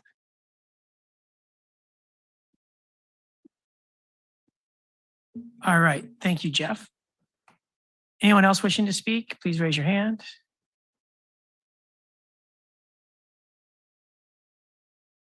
All right, let's go to Tommy Bolea. Good evening, Tommy.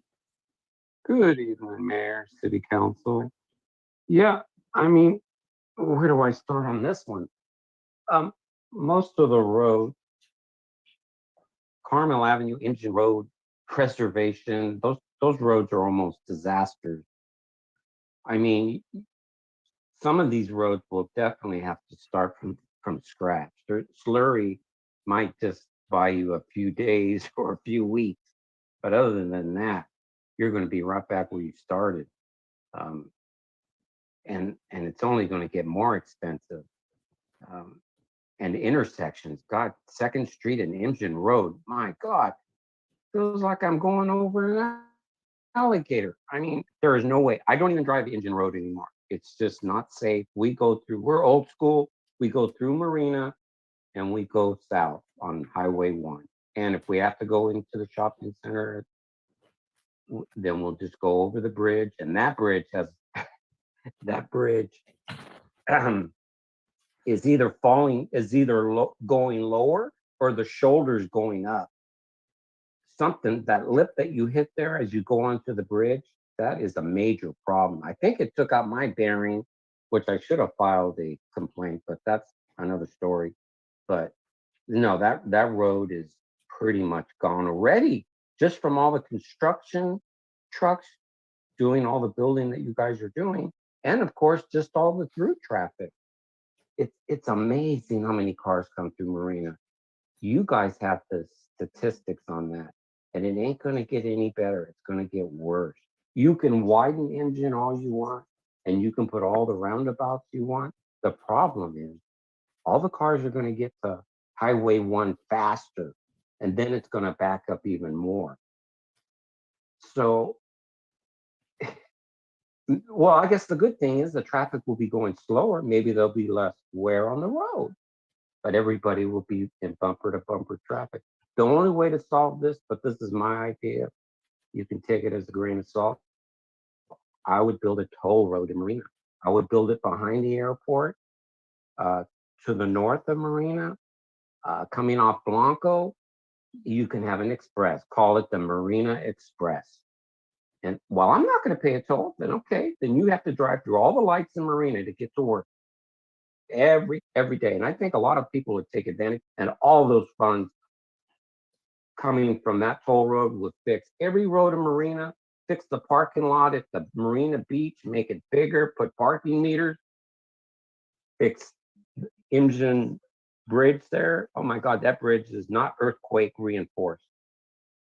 That's another thing. None of the bridges are earthquake reinforced, but that's another story. Thank you. Good evening. Thank you very much, Tommy.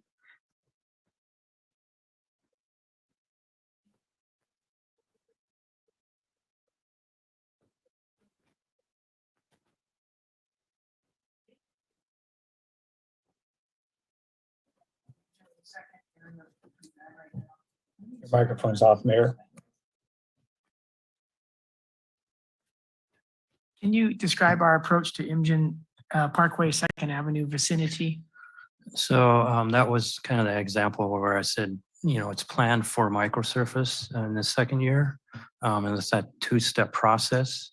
So, I think it's very feasible to advance some of that pavement repair that has to happen before that microsurfacing into the first year. So we would be applying that as more of a stopgap, so that the road doesn't continue to deteriorate at the rate it is, and it'll be ready for that microsurface when it does get there that second year. So, are you saying that we can expect that vicinity to get better in the next 12 months, or it's going to wait for the 24 months? No, we should be able to work it in the approach I'm talking about in the first 12 months. Okay, and does that throw cattywampus any other part of the program? I would say I don't think it's going to upset it too terribly. Okay. All right. Were there any other questions that I didn't note that someone saw asked during public comment? Oh, the Jeff Markham, that's something else you and I discussed, that we have residents saying the work being done is getting undone. And I asked you in email, do we approve the quality of work on every street before we accept the work? And what was the answer? Yeah, that's correct. Yes, we do. We do inspect it before we accept it. And it has to, if there are any deficiencies, they have to be corrected.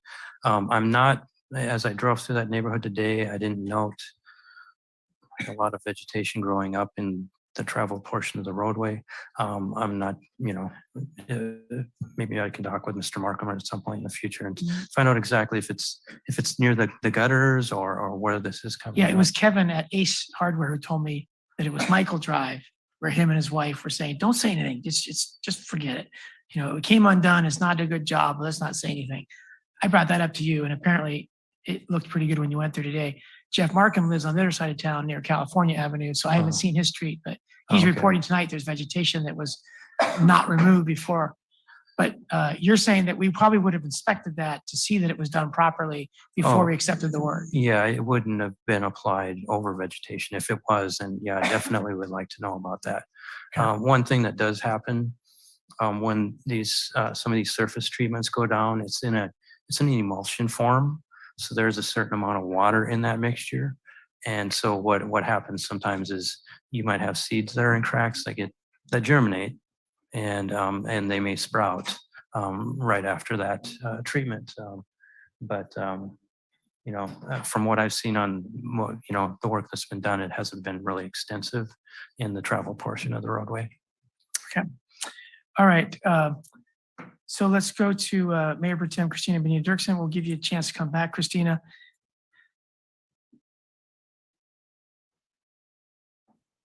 Yeah, it might be left over. But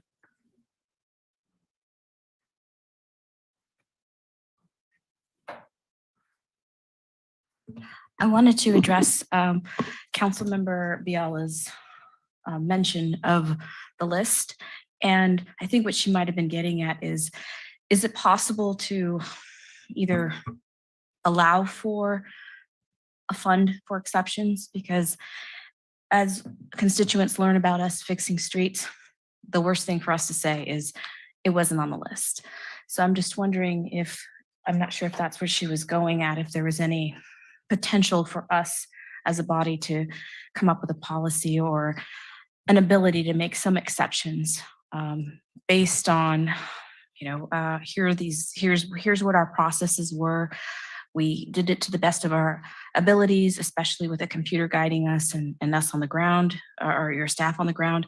But when we look at doing things equitably around town, maybe something was overlooked, or maybe it gives us some discretion to be able to be responsive to our constituents. So I'm not sure if that's what she was going for, but that's what I wanted to perhaps advance. So I'd say the council did do that with Flower Circle. I think early on, it was council made the decision to allocate additional general funds towards that. That's a budget decision of the council as you're looking at whatever allocated general fund dollars you have. If the council wanted to do that, then streets could be addressed or advanced without turning the program on its head. That's exactly what I was talking about. Flower Circle was the perfect example of perhaps it wasn't on the list, or perhaps it cost $300,000, and at that time the computer was telling us it wasn't feasible, but we know that our constituents needed it. Yeah, I guess I would also say that it's not that the street's not getting done, it's just not getting done in the first 3 years. All the street segments are in the program and will continue to be in the program for consideration in all future budget years going forward. So. all right. Yeah, I remember the squeaky wheel got a $300,000 project, maybe more than that, because people were complaining a lot and there was a death, sort of related. And so we had a heart, and so we found some funding for it. Flower Circle, they did petitions for a few years. They were the squeaky wheel, so we took some money out and fixed Flower Circle, even though there were many other streets just as bad as Flower Circle, but they weren't the squeaky wheel. So sometimes we go after the squeaky wheel, and that was Flower Circle's circumstance. Brian, I talked to you over email about the bike path by Palm Avenue and Del Monte. It's rather unsafe. And I don't understand this program to know when something else is in the plan that's not what we're talking about today, such as the Rain Dollar Avenue right in front of the Los Arboles Sports Complex has a big route that's making it unsafe for bicycles and harsh on vehicles. But I don't have a good sense of whether they're going to be taken care of as part of this, or there's a separate program that does street repairs that kind of look like this. So the example on Rheindaler is something that would be addressed if that segment were selected for a treatment, say within this year. But if something that's a safety issue like that, we're going to have to address it as a maintenance issue with the staff. The rec trail itself isn't in the pavement program. It doesn't get the vehicular traffic like the other streets. It's something that's going to have to be addressed with staff. And I think as those came in, we were kind of in this atmospheric river response mode. And so there have been a number of things that have gotten backlogged that we do need to get back to. So I think these can be somewhat expensive. So what budget do they come out of? The rec trail, Rheindaler, that's not a segment for this year? No, the Rheindaler, we could take some money. It's expensive from a maintenance budget standpoint, but not so much in the pavement management program. So what it would be doing is it would be making that repair so it doesn't have to be done when it comes time for that segment to be resurfaced. So in essence, it's implementing the pavement management program, a portion of it. All right, so that's kind of like an exception where Kathy was asking, under what condition might you make an exception? And you said if safety, and here is one that you're saying might be a safety. And so it triggers that exception policy. Then on the rec trail, why is it not in, it's not a street, but it's used for transportation, commuters, recreators. So it hasn't been it hasn't been a segment in our program. I guess we can look in to see, is it eligible for the funding streams that go towards these, given that it is a kind of a transportation facility, but I just need to do a little bit more research. Yeah, so no pun intended, but that whole rec trail kind of falls through the cracks, it sounds like, because it gets pretty bad in spots, but nobody's really maintaining it. It's not on a system of maintenance. Yeah, I don't think we haven't done any major maintenance on there for a while. Yeah, okay, and the same would be true for all of our bike paths? The Reservation Road bike path, the one that goes to the high school, those are kind of falling through the cracks. They don't have a program to monitor or maintain. Other than whatever maintenance we do on a work order type basis. Yeah, I don't think it's in our program. Kind of a complaint driven. Yeah, or if it's noticed. Okay, and then the flooded spot on Marina Drive next to Palm Avenue. The handcar folks told me that they don't want to put their Connex trailers in such an ugly location where they make such an eyesore, but they can't move them where they want to move them on the backside because the city's requiring them to leave that for people to drive around the flooded area. Is that true? And what's the timeline to fix that flooded area? I know it's kind of a big project. Yes, it's a project. It's something that we've got in the mix for discussion during the budget process, the capital improvement budget coming to council. So you will see numbers on those. So is it true that we told the handcar people that we want their land to have residents drive around the flooded area up onto the railroad terrace? So they can't put their Connex trailers there? Actually, I think it's TAMC property. Right, but it was, they told me that it was the city's requirement that we leave that alone so that we could use it for our flood get around. Yeah, and yes, I would say, yeah, we told them that. Okay. Yeah. All right. So is that proper that they pay money for ground and then we tell them they can't use it, that we need it for a get around? Yeah, I don't know what the extent of Okay, their I'm kind of ground lease getting off are. track here, so I Yeah. guess I'll follow up on that. Yeah. Okay. That's all I had. Let's go back to Councilmember Biala. Mr. Mayor, I know that Brian has had his hand Oh, up sorry, Brian. forever. That's right. Let's go to Brian McCarthy. Thank you, Kathy. Thank you, Mayor. Just a couple questions for Brian McMinn. I'm trying to understand, you kind of mentioned Flower Circle, and maybe I missed it in the presentation, but I'm trying to understand what the impact of not having prioritized any local streets and just strictly going with the pavement management index score. Where does that get us in 5, 10, 20 years? I mean, is it fairly insignificant I know prior councils have prioritized some of these local streets, and I support that. But I'm really trying to understand the full impact of that decision. I don't know that we ran that scenario since that direction from council. We'd have to actually put a different budget scenario at the program and see what comes out of it. I would say it's a fairly large dollar ticket item to address failed streets.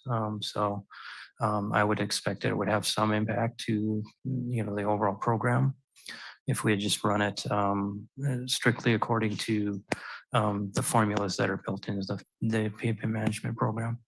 Okay, I'd be interested in maybe trying to understand that if it's not, a tremendous amount of work to kind of provide that kind of data.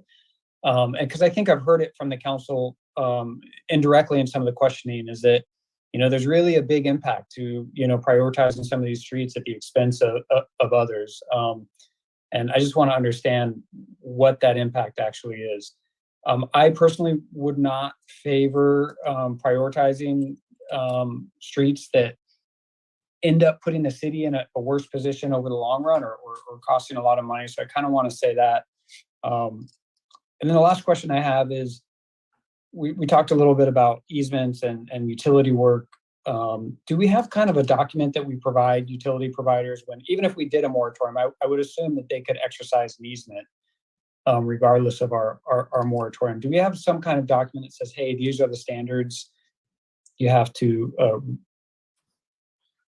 Yes, we do have standards for trench repairs that the utilities have to follow, or anybody making connections in development.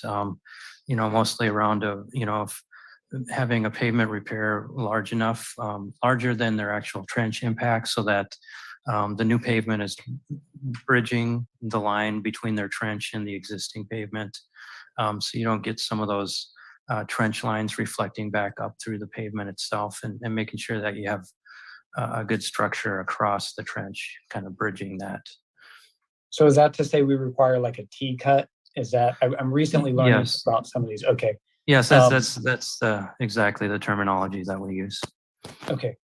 Awesome. Yeah, I hope that, whatever we're requiring folks to do to replenish our streets, especially when they dig them up for their utilities, that it's, it really benefits our residents. I know that it would be easy to just kind of allow them to do their work and not check it, but I think we owe it to the residents to make that as comprehensive as possible. I think those are my only comments. Thank you, Mayor. Yes. Thank you, Brian. Let's go to Kathy Biala. Thank you, Mr. Mayor.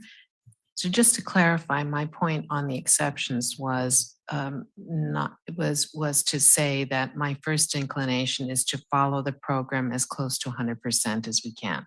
So I just know now that the only kind of exception that would seem reasonable is if there's a safety concern, to veer from those criteria. So I just wanted to make that clear. But having said that, with the safety issues on Rheindaler at in front of the Los Arboles.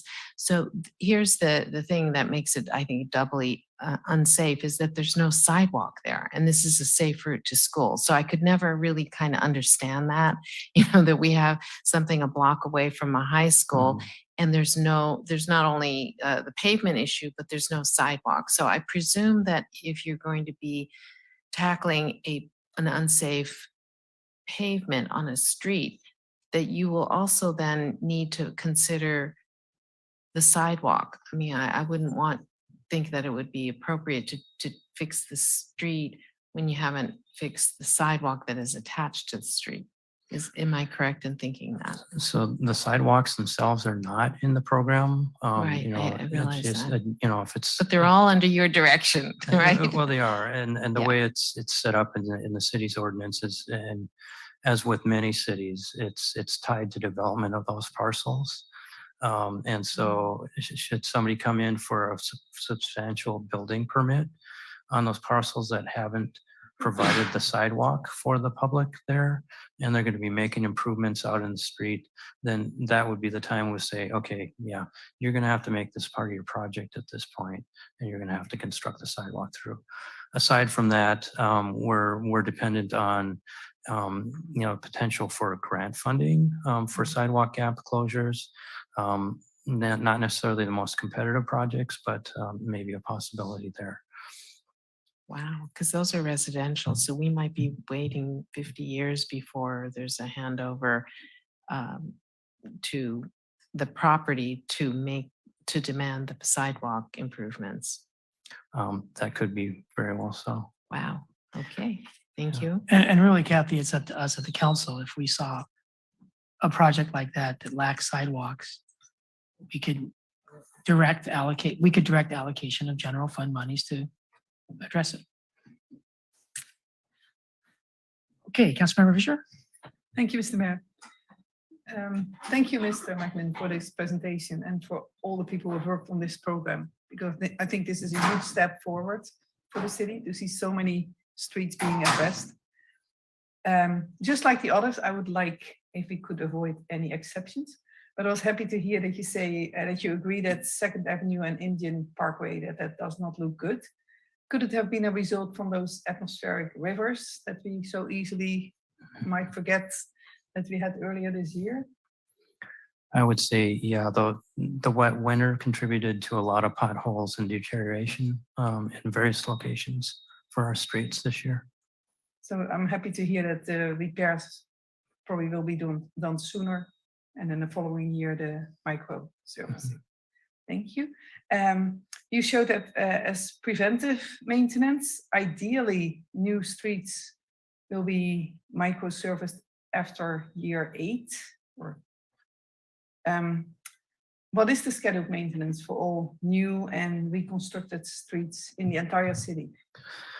So I'd say, in the case of like the dunes, we have to look at, I think we're kind of at that point. And I think I'd have to ask Edry. I know we allocated some funding towards resurfacing in the dunes recently.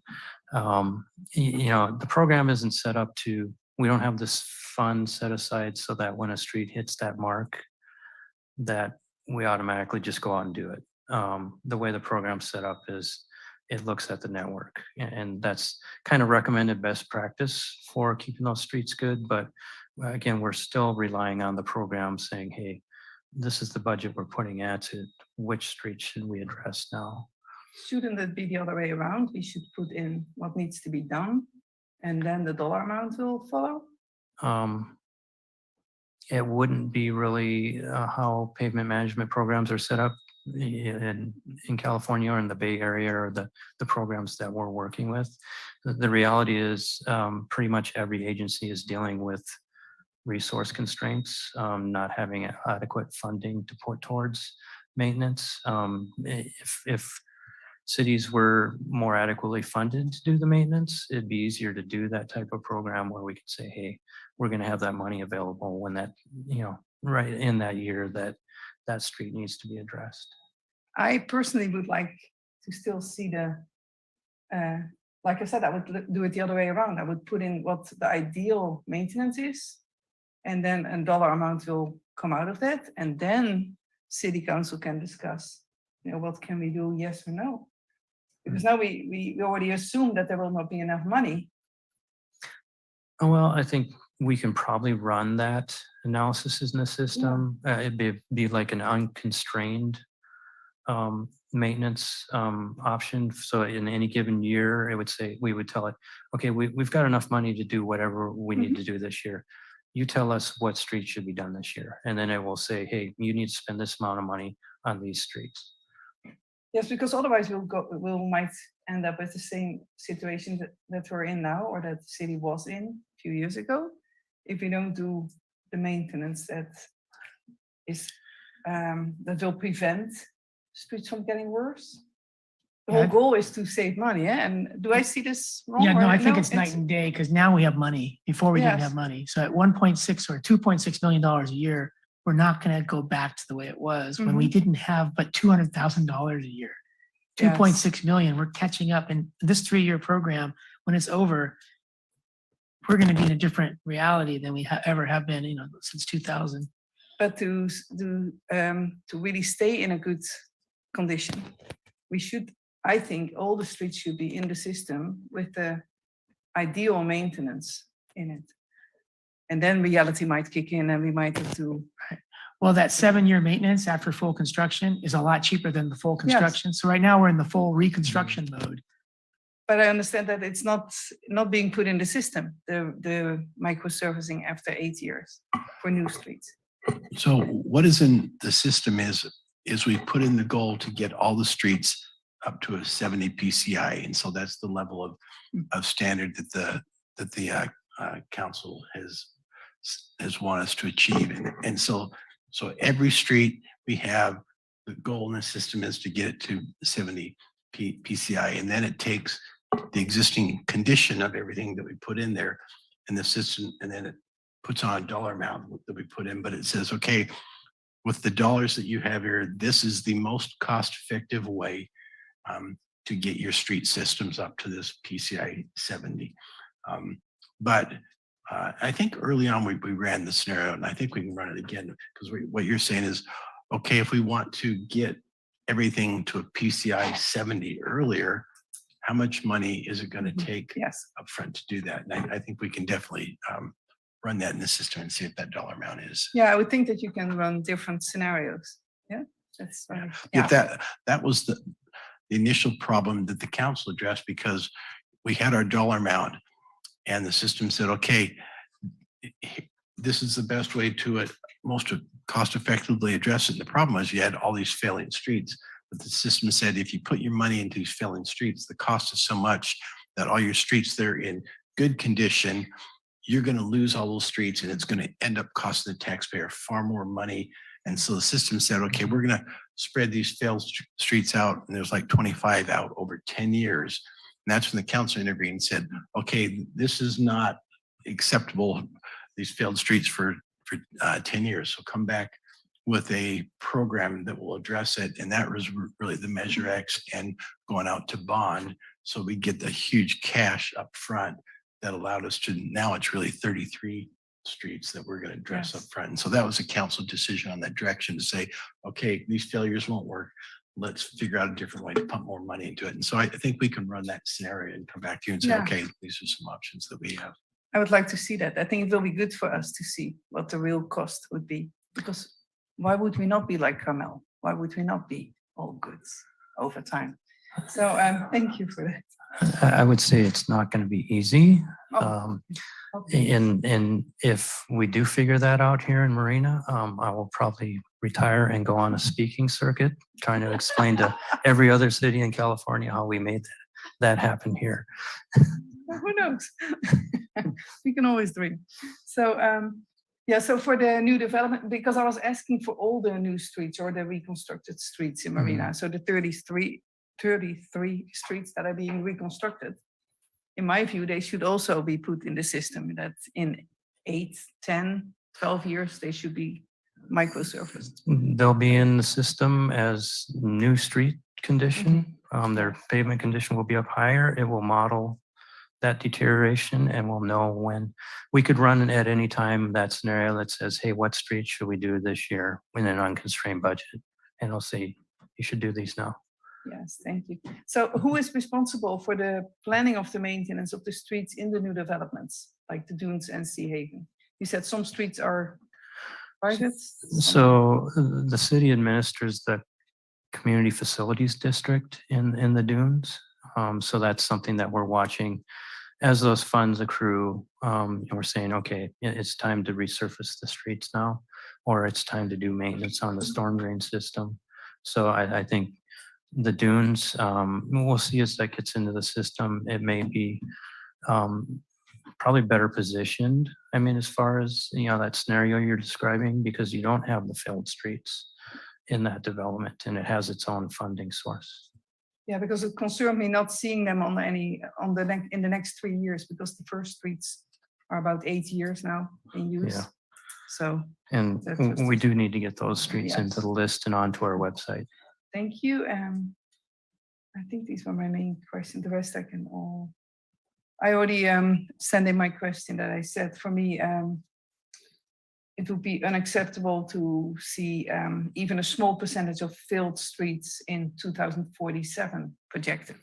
I think there should not be any projections for filled or poor streets long term. That's and for the arterial streets, what was it, 17% filled projected for 2047, and then the answer is there will be grant funding, but who knows, if there's no funding, we need to set money aside just in case. That's my conservative view for this. So thank you very much for your answers. You're welcome. Thank you, Mr. Mayor. Thank you, Elizabeth. I wanted to go back to something Councilmember McCarthy said, that we really don't want to deviate from a system that tells us how to stretch our dollar. So when we got up to $2.6 million a year, the system told us, like our city manager said, don't fix the worst streets, because that's not how you get the most bang for your buck with the $2.6 million a year. And so to have our cake and eat it too, we said, okay, we won't deviate from the system when it comes to that every year, 2.6 million. But can we find money somewhere else so that the people living on those 25 worst streets aren't told that for the next 10 years, it's third world for their streets. When the kids graduate from high school, then maybe we'll fix your road.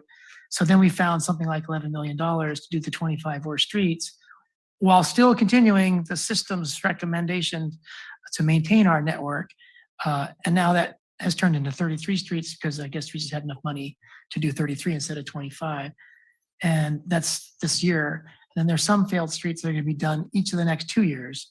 So after 3 years, we might still have some failed streets, and Brian's going to go back to the system and come up with a list of streets that still will be in failed condition after 3 years, but maybe there's none. I don't know. We'll see. But at least now we're being equitable and we're sticking to the system, because we have two sources of funding, one for the system and one for equitability. Yeah, so I think it's a good system we have right now. Okay, so ready for a motion from Councilmember Vischer? Sorry, I forgot one. Excuse me, Mr. Mayor, I forgot, I had one more question. So when can the public expect to have to be able to access a searchable overview of all the streets? I've seen the mock-up of the website and how that's going to go in now that we have a list. Our consultants will have the information to put into those lists.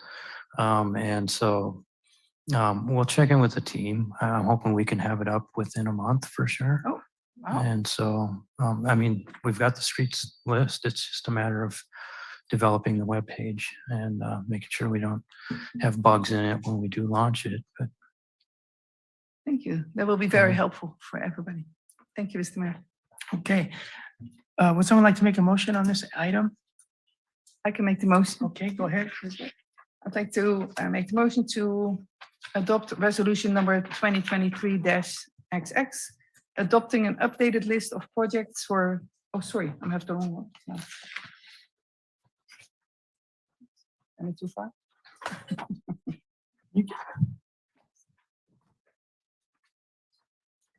Yeah, we're on 13A. Yeah, I missed 13A. I missed them all.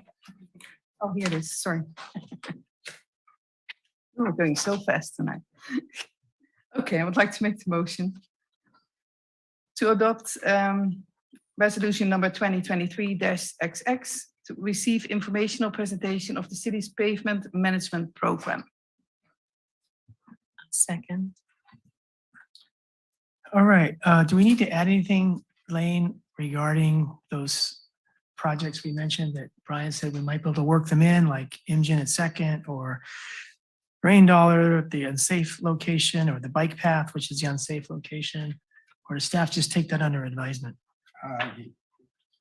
Yeah, I don't think we need to put that in here. I think we've got notes on that, and we'll come back, and some of those we'll try to address through the budget, and others will come back maybe at another time. Okay. And a question to the city attorney, could we even have added any direction to that motion, given how it's listed here, that we're just receiving information?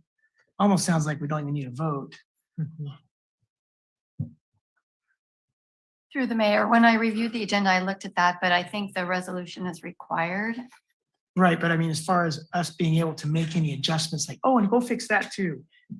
Given this, the way it's written, I don't know that we could have given any direct advice in the motion. It's pretty restricted. Right, okay. All right, so we have to bring it back if we really wanted to make that point. All right, so I think we're ready for a roll call, please, Anita? Councilmember McCarthy, Yes.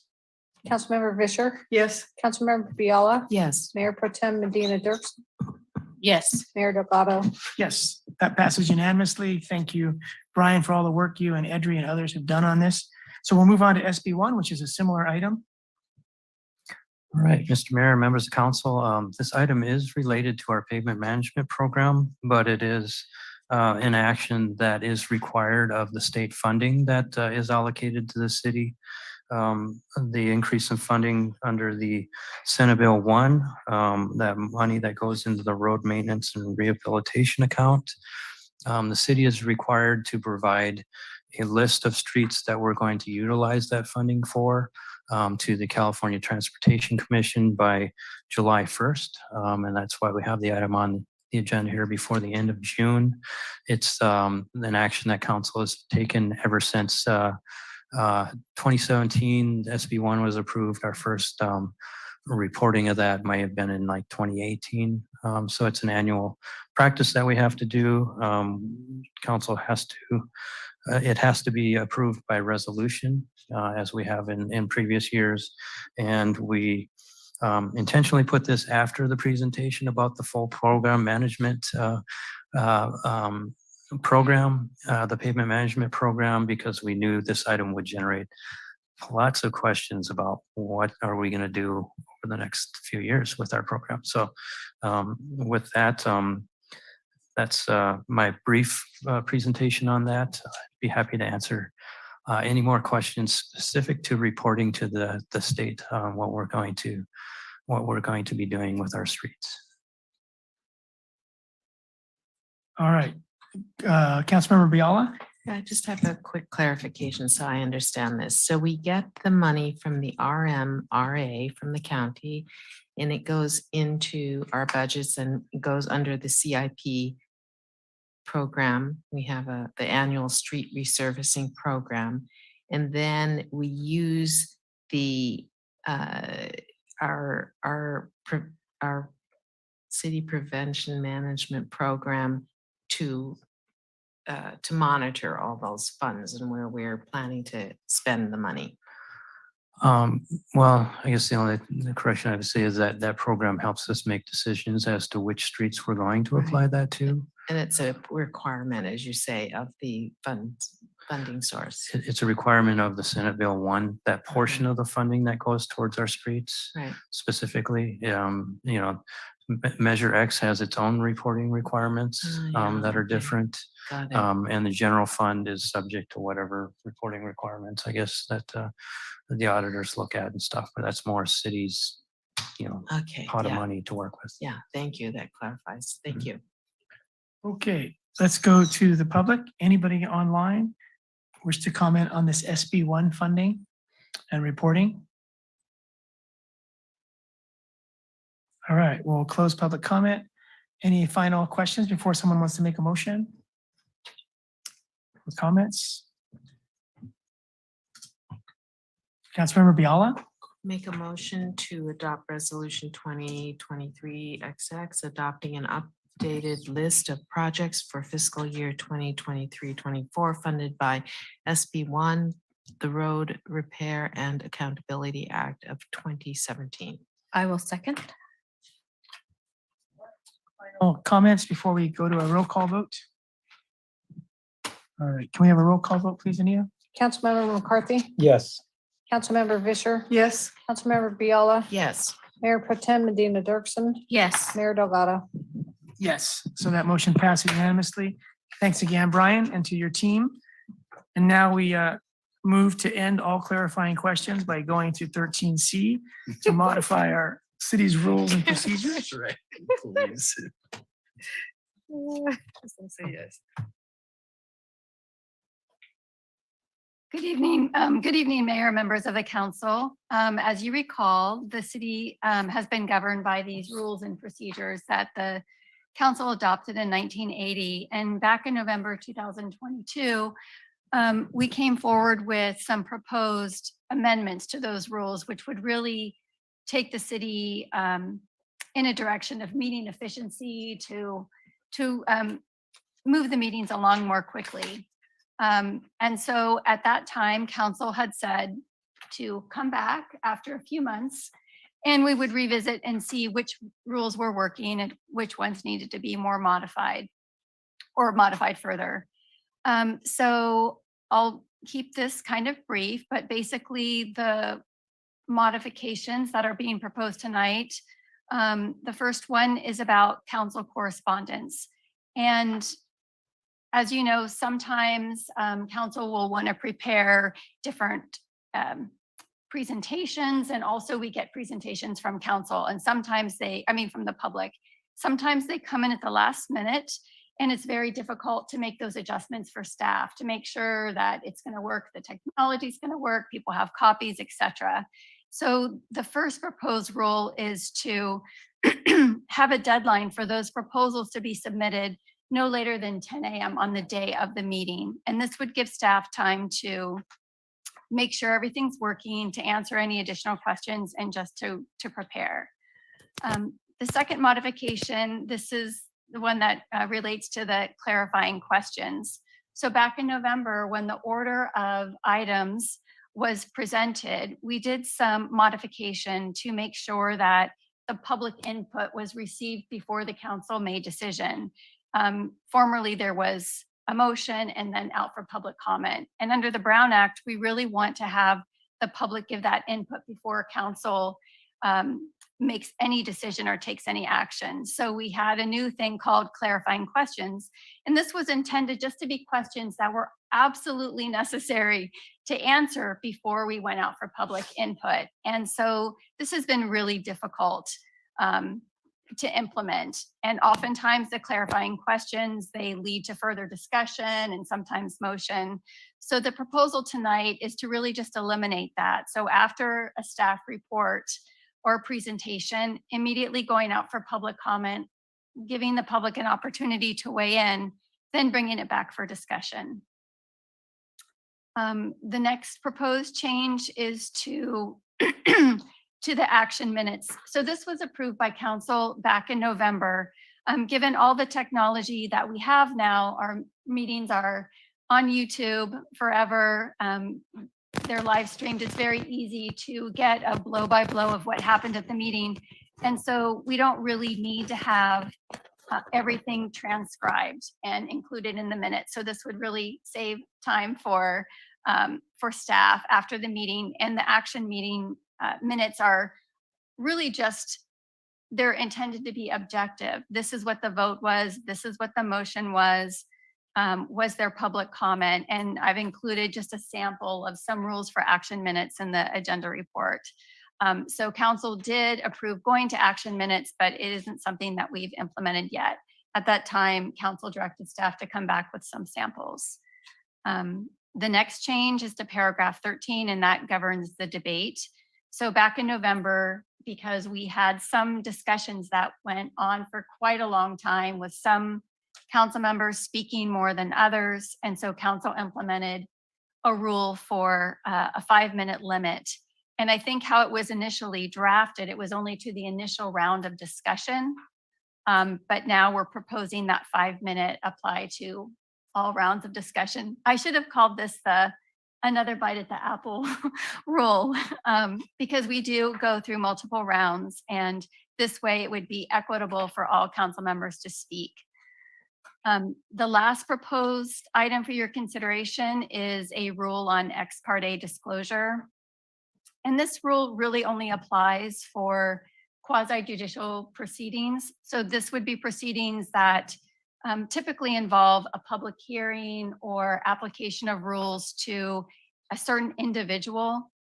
And the ex parte disclosure rule would really just insulate the council's decisions from any due process challenges. So typically when you have a public hearing, I always think of it as a box is put on the table. And during that public hearing, all the information goes into the box. And then at the end of that presentation or the end of the hearing, council makes a decision on what's in the box. So what sometimes happens is that council members are given information outside that box. So prior to the hearing, there can be discussions, substantive discussions with members of the public that not all the other council members can hear.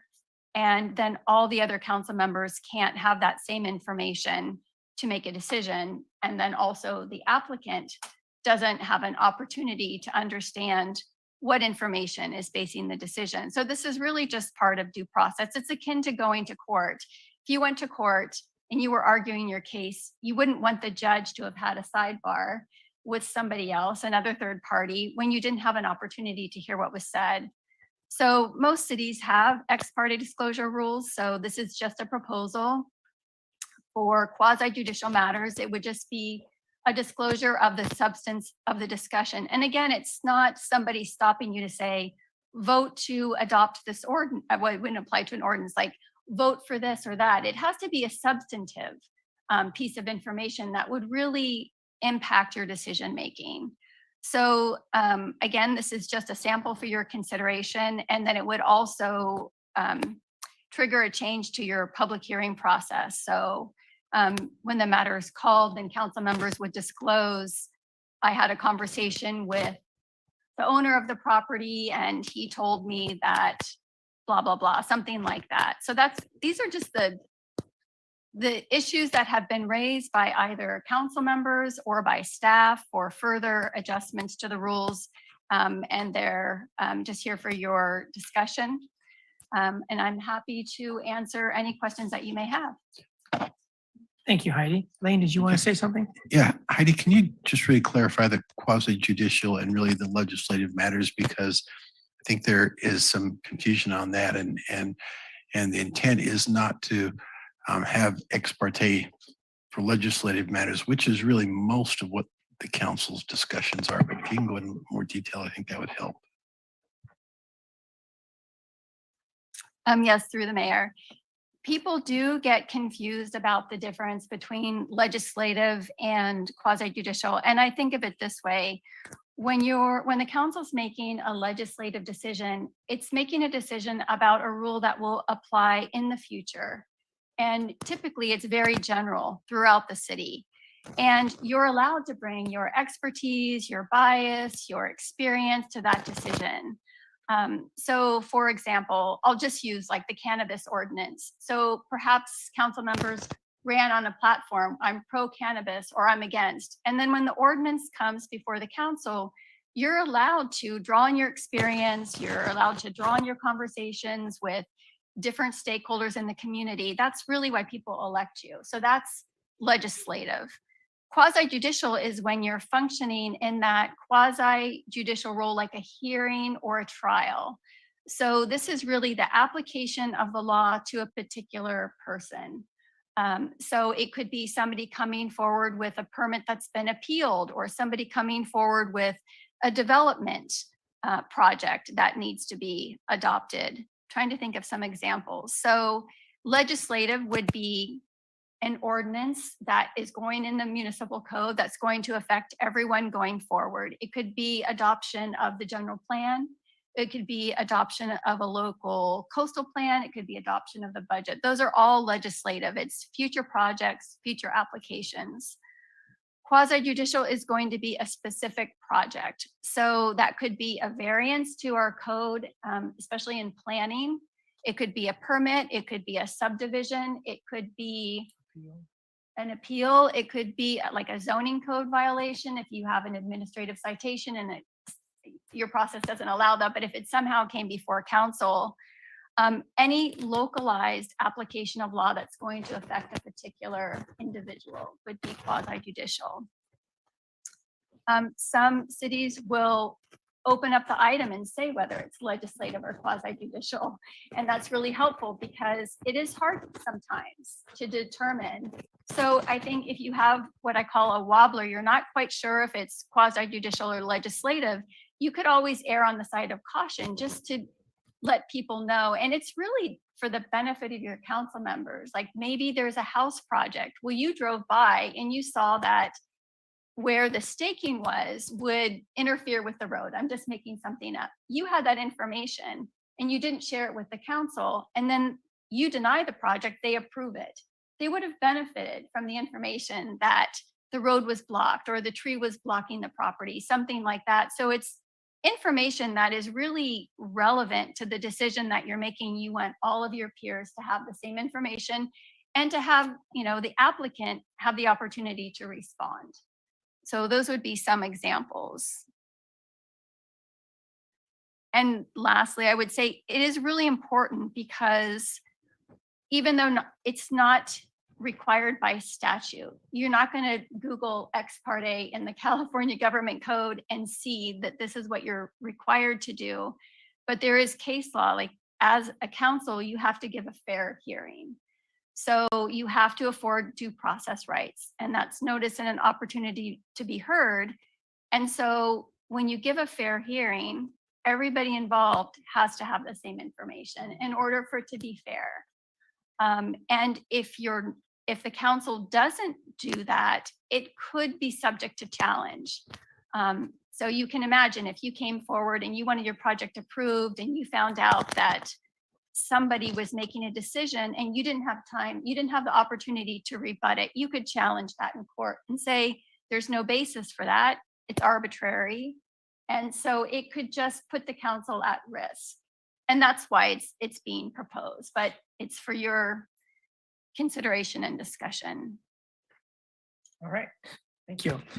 I have a question on page 2, number 6 in the procedure list is for council discussion. And then number 13 is rules of debate, talking about 5 minutes per person. So does that apply to the council discussion, which is labeled number 6 in the procedure sequence? So does number 13 apply to number 6?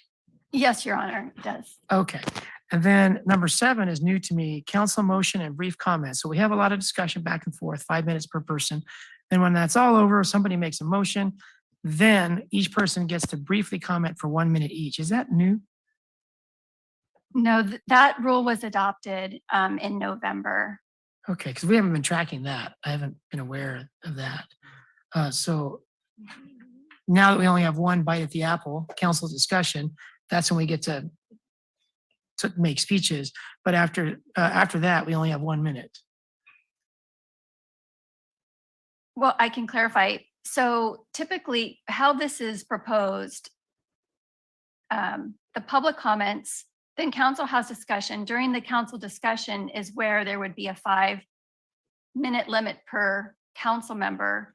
There is no limit on how many rounds you're going to go. And there's no requirement that every single council member speak to every round, right?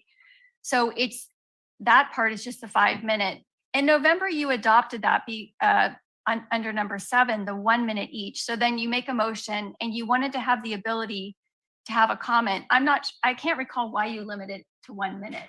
Probably because of me. Okay. But certainly it's not mandatory to have a 1 minute comment. I think it's just making clear that if you make a motion, you can make a statement at that time. Okay. too. All right. So we haven't followed that I wasn't aware of it, but now I am. We'll see how it works. All right. Any other questions from anybody? Oh, Brian. Go ahead, Brian. Thank you, Councilmember Mayor. McCarthy. I have actually a few hopefully clarifying questions. In terms of what's new, I'm having trouble tracking what's new. I think Exhibit everything A- that's italicized is new except for number 7. Okay, so in my exhibit A, nothing's italicized, I don't think. Yeah, not in the exhibit, but on page 1 and 2 and 3 of the staff report. Okay. So then in exhibit A, is there new stuff that's not italicized in page 1, 2, and 3 of the staff report?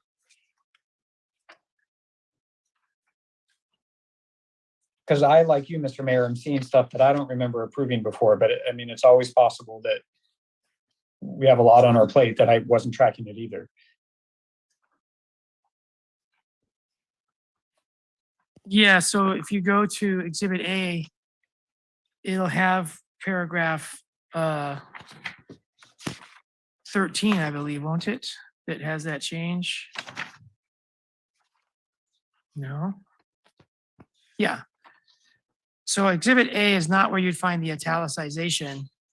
It's in the staff report. Exhibit A is a clean copy of the resulting resolution. Is that right? Okay.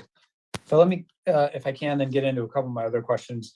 Talks about automatic adjournment, and I know that number 34 in Exhibit A is the practice that we've been doing. I've been told that there was a existing resolution that we haven't been following, that it under a previous acting city manager, that there was a majority past 10 and then like a super majority or unanimous past a certain time, 10:30, in order to continue. Is anyone aware of that? Yeah, I think there used to be a supermajority required to go past, especially late time. I forget what it was. 10:30 might have been. I don't remember. Do we know if that's ever been repealed, or is that technically kind of a resolution that's on the books? Or I'd be interested in exploring that. So let's get an answer to your question. Lane or anybody, do you remember a supermajority vote required to go past, say, 10:30 or 11? That was before I was here. Shep should has the longest history on that one. I do agree that I've heard of that. I'm not sure that we've ever really implemented that. Or What's that, Shep? Okay, Brian, so we don't have the answer in the House. Okay. Number 26A, all ordinance shall be prepared by the city attorney. Is that new language under the rules?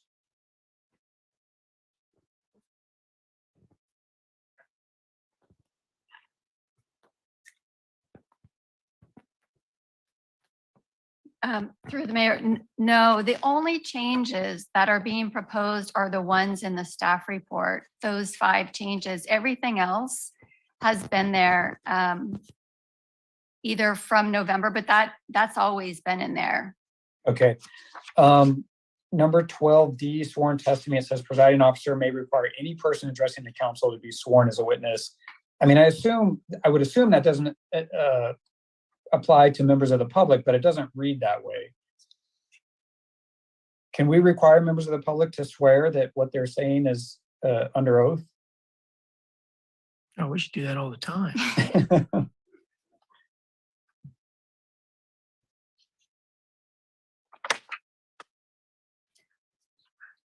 Through the mayor, well, I think it depends on what type of action is before the council. I could imagine if you were having some type of code enforcement hearing and you were having witnesses give testimony, you would want to put them under oath to make sure that they were speaking truthfully.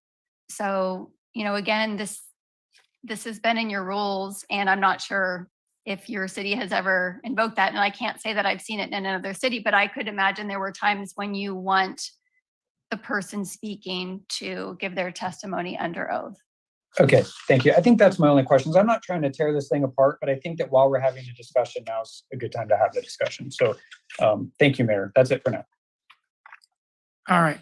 So I am a little confused why there is an italicized sentence that Brian sort of pointed out at the bottom of page 12 of the staff report and the top of page 13 of the staff report, because I did think it was Exhibit A was a clean copy for the most part. Then there's that one italicized section or sentence segment. Does the italicization have any purpose? Maybe it was a former modification. 28A, Brian mentioned it. I don't believe I added that in. I don't have the prior rules. But again, the attachment is intended to be a clean copy with the changes that are proposed in the staff report. Incorporated. That's why it says it's a draft. Okay. All right. Would someone like to make a motion or Have we gone out to public comment? We haven't yet. Let's go out to public comment unless there's burning questions. Do you have a clarifying question, technical in nature? No, but can I make a comment or? Yeah, so let's go to public comment. And then Oh, I see. We're gonna implement the. this is new our one. last time to use the old system, which is fairly new. Okay, well, the old system allowed me to make comments. If it before was the public- clarifying comment, clarifying question. Okay, I have some questions. Do you have a technical clarifying question? Yes, Okay. yes. Okay, thank you, Mr. Mayor. But, I'm waiting to see if it fits the okay, definition. I want to get more clarification about what is a quasi judicial. So just, I have to make sure that I understand this. So really, any permits, Planning Commission usually entertains a lot of permitting questions. So that falls under an adjudicatory quasi judicial. Yes? Correct. I tried to give some examples in the staff report. If you ever have a public hearing and notice, that's typically quasi judicial. If you have to make findings of fact to an applicant, quasi judicial. But yes, like most of the things that come before the Planning Commission that involve a permit are going to be quasi judicial. Great. See, when I hear you say it's an open hearing, I feel like everything we do is an open hearing. So that kind of doesn't trigger for me the issue of quasi judicial. If you look at your agenda, you have a public hearing section, right? You have Oh, I action see. items. Okay. Then you have a public Specifically. hearing. And when we have the public hearing, staff has done a lot of work in anticipation of that. It has to be noticed in the paper.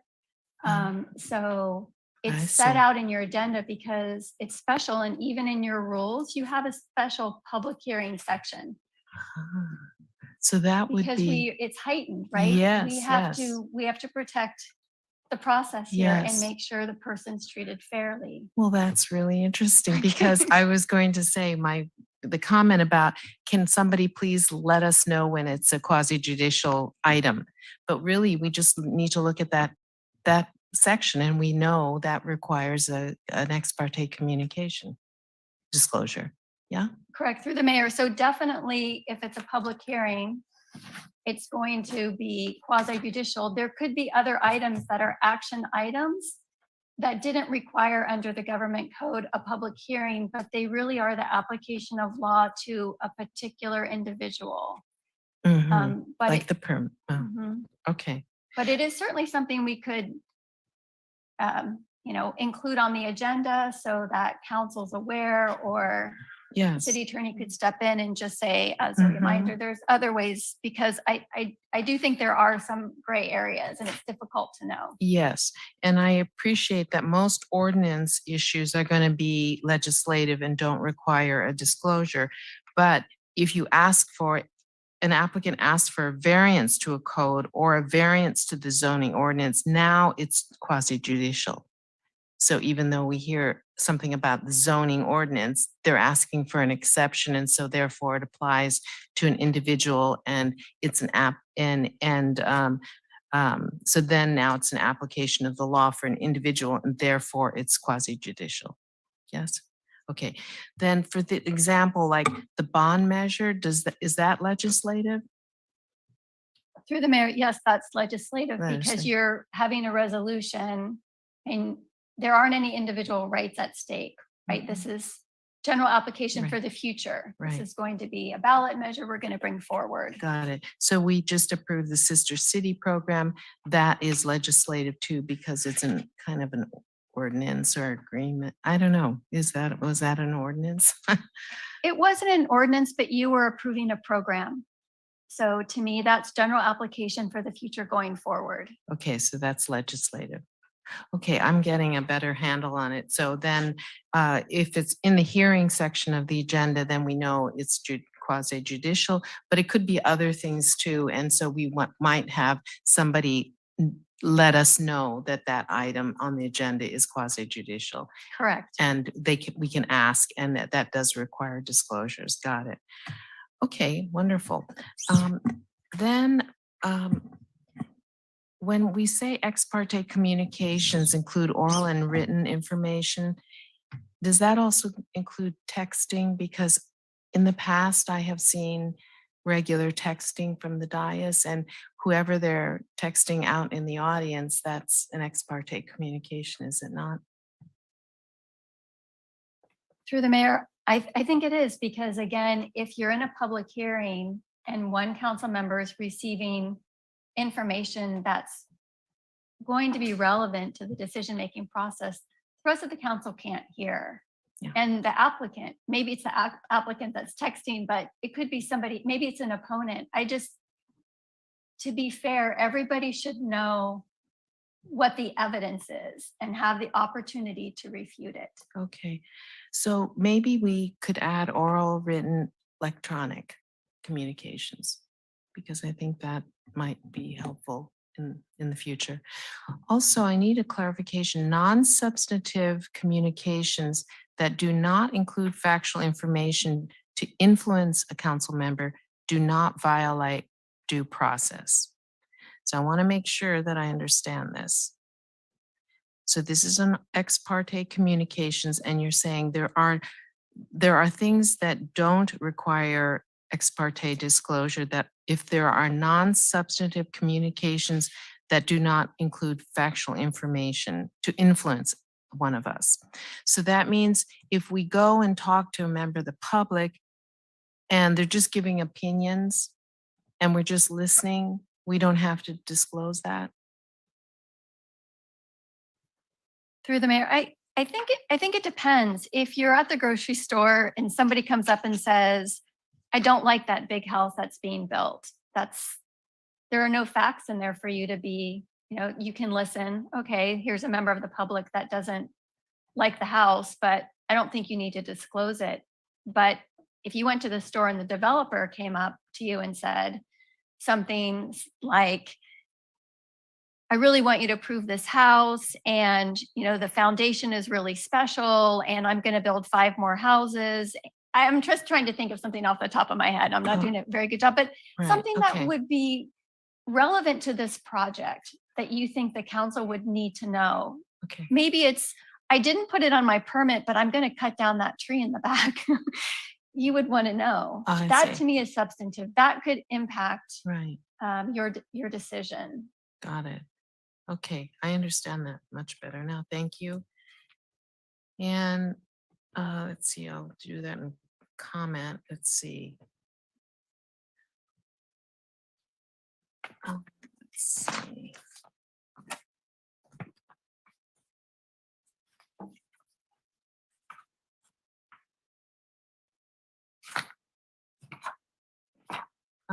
That's all for right now, and then I'll make some comments. Thank you, Mr. Mayor. All right, thank you. So I'll motion that we adopt the resolution before us and further amend, and by doing so, further amend the rules and procedures for the conduct of meetings.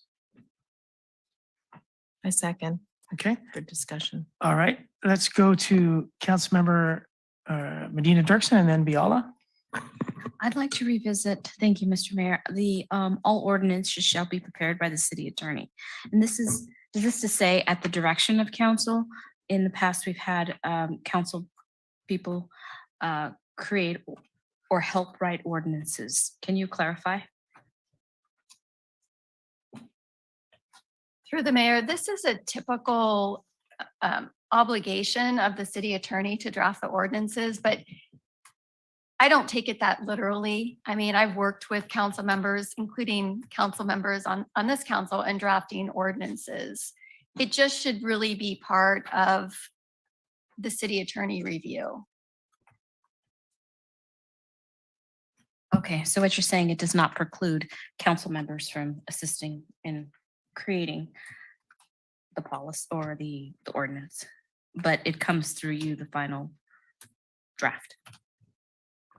That's how I've seen it. And that would be my interpretation. It doesn't mean that I have to write down every single word myself. And oftentimes staff is working with the city attorney's office or a council member to prepare the ordinance. And I think that satisfies the role.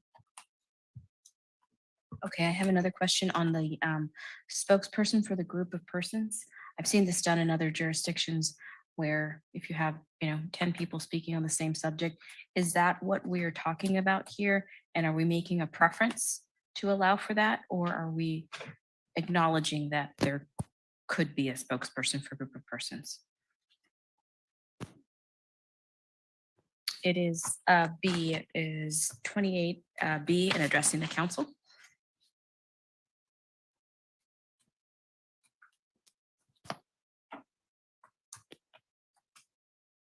This is another rule that has been in existence, and it is part of the protocol of many public agencies. Rather than have 10 people come up and say, I support the project, sometimes you can have, maybe there's a group that's organized and they have one spokesperson that speaks for the committee for trees or something like that. So it's just a way to streamline a public comment. My question is, it's not giving a preference for that manner. No, it's not. You can make the request, is what the rule says. To expedite it, then the presiding officer can make a request that rather than have an organized group and have every single person come up, they can have a spokesperson. Okay, thank you for clarifying that. I think that's very important. The last matter is the enforcement of decorum. In the past, we've had objections. We're looking at number 30 there, section 30, enforcement of decorum. Can you clarify a little bit about how that plays out? And can any person up here enforce that, or does that go through the chair? The mayor is the presiding officer and he is in charge of running the meeting. And so if there is, I would say in this day and age, if you would have some type of threat from the public or a person that was behaving badly and not honoring the rules of decorum, you could have the mayor would be responsible to say, stop that behavior. If you don't stop, I'm going to call a recess, or the protocol for those types of disturbances, because the council's here to do business and it needs to be able to do its job. And if you have members of the public interfering with that, it's appropriate for the presiding officer to invoke a system that will warn the person and shut them down. If you're a council member and you feel that either a person in the public or another council person is interfering with your ability to speak, for example, then you could say point of order or something like that to call the presiding officer's attention. And then again, it's the presiding officer who is in control of, I don't want to offend the police, but often is called the traffic cop, right? So the presiding officer is giving directions and telling people when they can go and when they need to stop. But you can always bring something to point of privilege, point of order, those types of things to the presiding officer's attention. Thank you. I just wanted to see how that was interpreted. I appreciate your answers. Chief Russo, did you want to rebut those comments?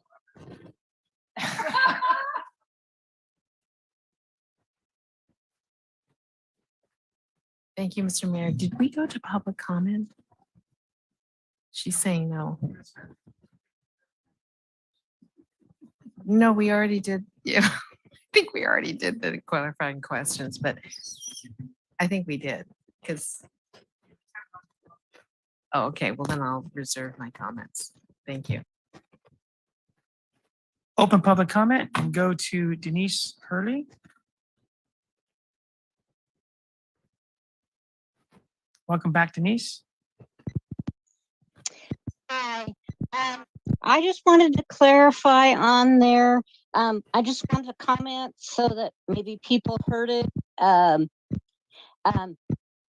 There needs to be a polite way to remind members of the audience who have just spoke to mute themselves, or that they will be muted, because then the next speaker gets the person who was talking about the previous person's comment over their comment. And when you have two people speaking, it's absolutely unintelligible. The same would go for a person in the public that was speaking. You cut us from 4 to 3 minutes. Not going to argue that one, but I'm going to say that in my case or anybody else's case, that 3 minutes is there 3 minutes. Nobody gets to talk over them, distract them, make noise, cut them off. It's their 3 minutes. And if that happens, I'd like to see a restoration of time for that person. That's my bugaboo. Thanks. Bye. Thank you, Denise. Anyone else wishing to comment? Please raise your hand if you want to comment on the rules and procedures. All right, we'll close public comment and come back to Councilmember Biala. Thank you, Mr. Mayor. So I just wanted to clarify on number 7, this is page 2, council motion and brief comment 1 minute. I personally don't recall us putting 1 minute, but I think our intent was to just say, I will be voting against this this item because, and then we just say very briefly. We don't really do anything more than that. That's what I think it is. Okay, then in the 5-minute limit, I know that we haven't really put on a clock, and I'm glad because I think it's very distracting to not see our faces for the public and we see this gigantic clock ticking. But so I think we need to figure out a way in which we can off screen do the time and then maybe somebody just call out 4 minutes and then at the end just say your time is up. So that's my request. I don't know if we need to put this in any way, but in an operational way, I think it would be nice to not have the screen instead of our faces. Then I just want to make the comment on this whole ex parte disclosure thing. I think that we really need to emphasize to the public that this is not to discourage our contacts with the public or with developers even, that we are simply, I think, going to our constituents and hearing them. We cannot say how we're going to vote or any kind of debate over the issue because that has to be in a public hearing. But the message often comes across that we're not supposed to be talking to the public, and I don't want that to be the message from this discussion. So I don't know how to indicate that, but I think our council said it very, very well in terms of trying to make decisions when everyone doesn't have the same information. But there is that sort of feeling that you're doing something wrong if you're talking to certain people. And that's just not it, because there is a way in which you can disclose what you learned. And as long as you're not, preempting the transparent hearing process by telling people what you're going to vote without hearing every piece of information prior to that. I think that, this is our obligation to reach out to the public. And I just want to say that some people don't feel comfortable coming to a formal hearing and saying things, so they would rather speak with us individually. And I think that that also has something to do sometimes with English as a non-first language spoken. And I think there's some sensitivities about not expecting everyone to feel comfortable in public hearings. There's number one fear of heights is across the board, and then second fear of everybody is public speaking. So this is not always an easy thing for much of our population. I just want to go over to notice that. Also, Heidi, how would you recommend that the people on the dais, whether it's Planning Commission or us, how do we give notice and a reminder that this item it requires ex parte? Is that the chair would do that, or is it the staff, or outside of the things that we already spoke about, it would be an item under the hearing part, public hearing? Through the mayor, it's, I think some of these rules will take a while to implement. It's change, it's a change. And it's difficult to remember when you're in the middle of decision making, right? We've seen it with conflict of interest. It's very hard when you're already down the path to realize like, uh-oh, I live within 500 feet. So I think some of these rules will take some time. Some of it could be a prompt. It could be a prompt by the presiding officer. It could be, I'd have to look at our agenda. Maybe we already have it in the public hearing on the agenda. It could have just a little tagline about ex parte communications or something like that. And then again, just a reminder, when the item is called, it would be appropriate for any ex parte communications. And it is very, how I've seen it, it's very casual. Just wanted to let everyone know that I spoke with the developer last week. And usually people say, yeah, I spoke with the developer too. And I spoke, so it isn't doing anything wrong. It's just if you learn something of substance, you want everyone to hear it. Exactly. But I would like, at least in the beginning, until we all get familiar with what's legislative versus quasi judicial, it might be real helpful for maybe the staff to identify it as such. I would really like a reminder about that. And also on page 16, we say that detailed public comment, this is on the action minutes. It is sufficient to say that public comment was provided.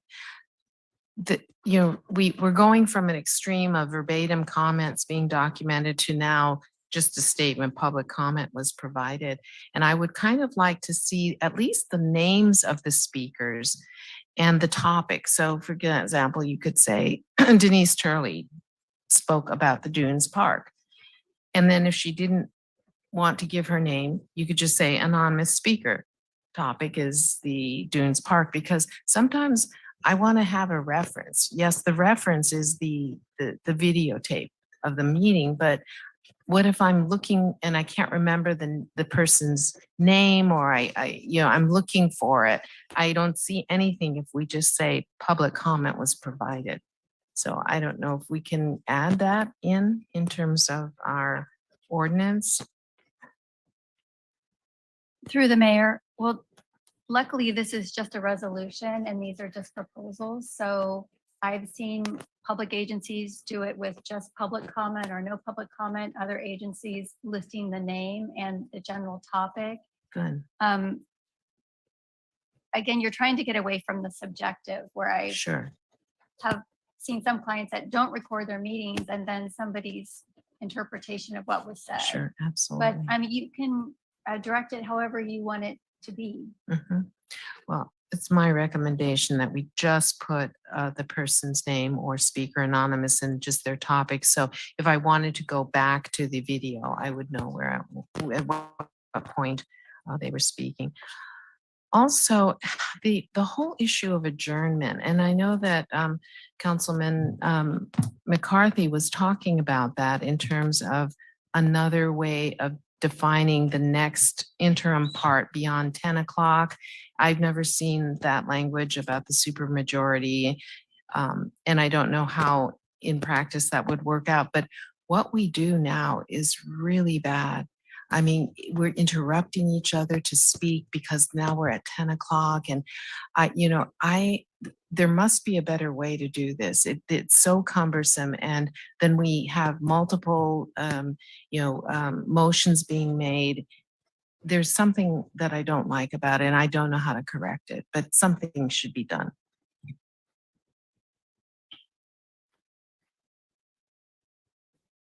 Through the mayor, I have seen before where it's just one motion to continue past 10 o'clock.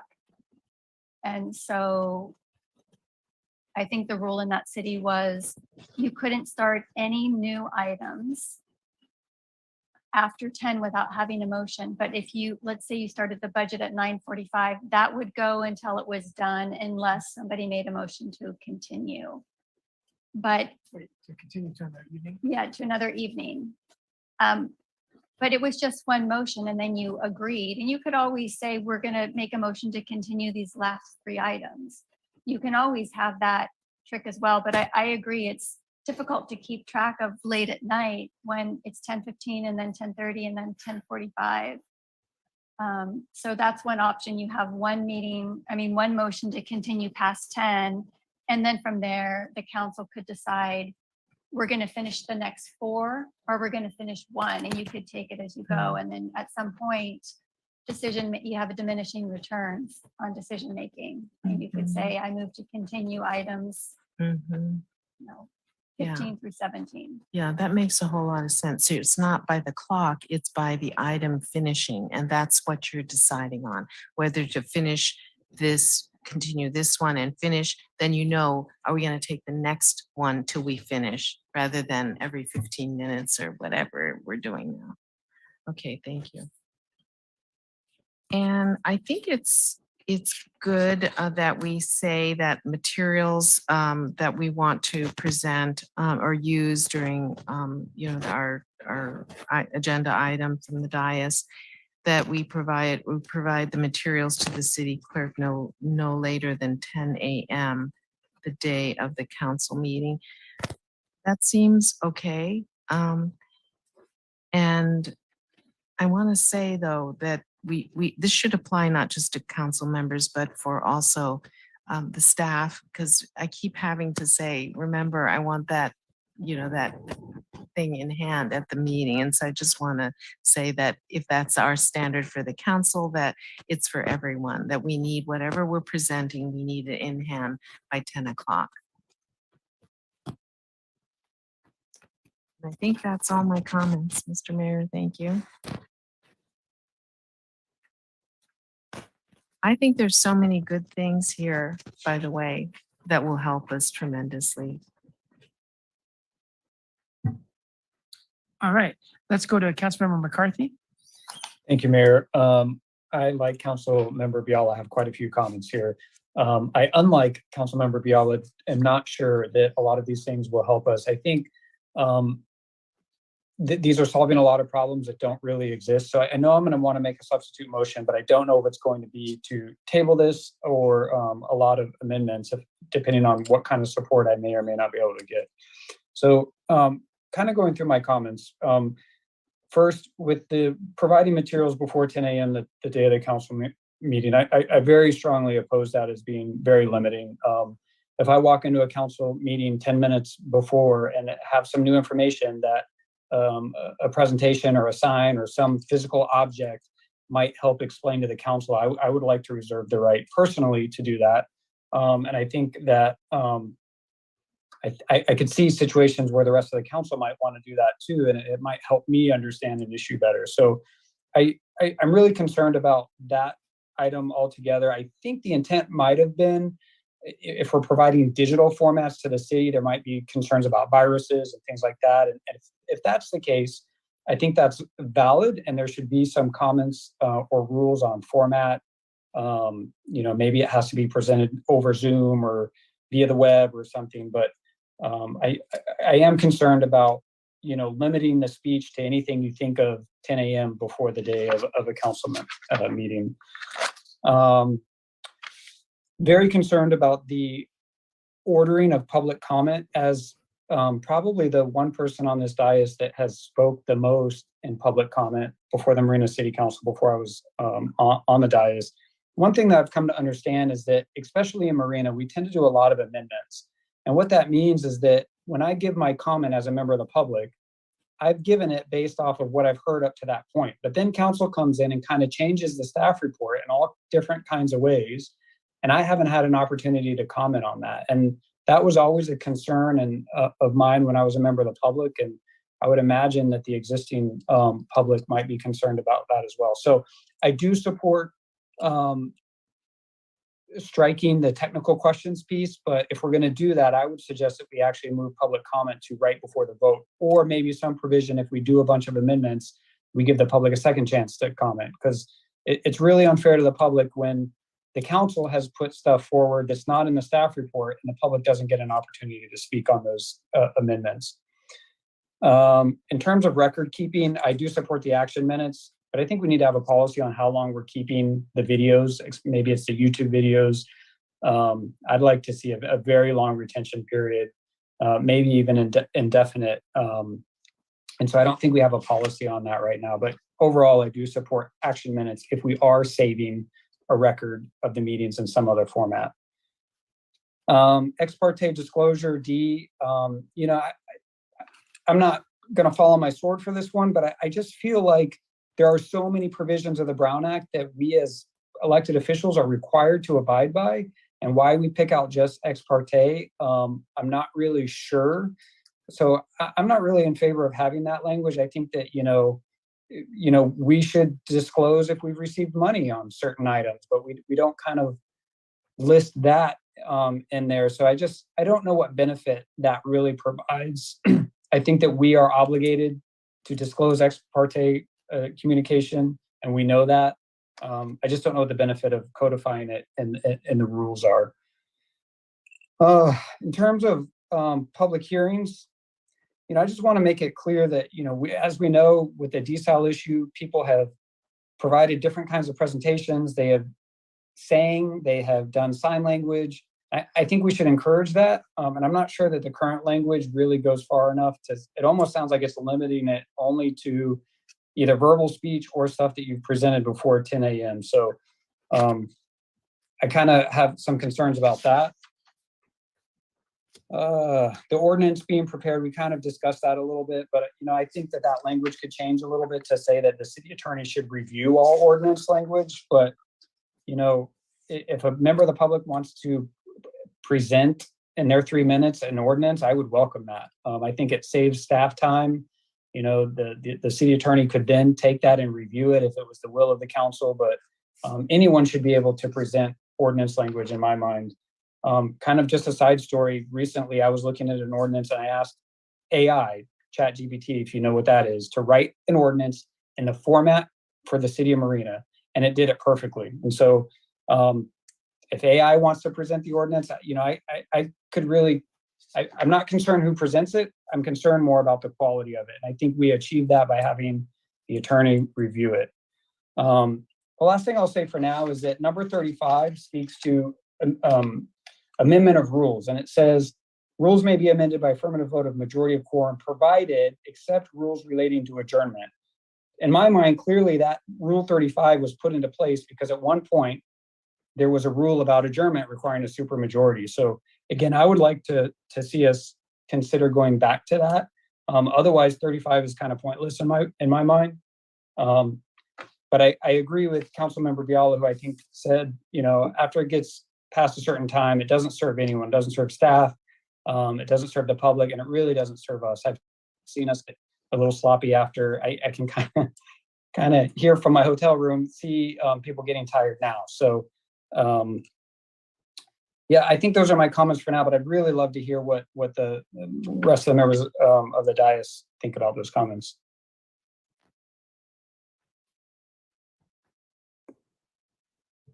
Okay, Mayor Pro Tem Medina Dirksen.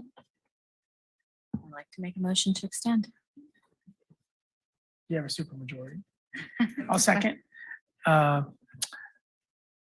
So any comments on the motion? Okay, let's go to Anita for a roll call, please. Councilmember McCarthy, Yes. Councilmember Fisher, Yes. Councilmember Biala, Yes. Mayor Pro Tem Medina Dirksen, Yes. Mayor Delgado. Yes. Okay, Councilmember McCarthy, can you proceed, or Christina, do you want to? Yeah, I've been scouring the city code, and I could have sworn, Anita, perhaps you can help me here. Was there not an opportunity, was there not language that talked about past 10 o'clock? I kind of remember a former council member, something to the effect of 10:30, and I'm not seeing it. Right. I think that was a separate resolution before any of us, so it wasn't part of the, So it's not in the city code. I think there's a resolution somewhere that the council adopted. We just need to dig that up. Right, okay. Yeah, that being said, perhaps I want to acknowledge Councilmember I'm sorry, it's 10 o'clock. That's when our brain turns off. I want to acknowledge Councilmember McCarthy's concerns. And perhaps we can bring this back for further discussion and fleshing out some of the policy behind or the reasons behind some of these policy decisions or new information. So I guess I'd like to make a motion that we perhaps bring it back.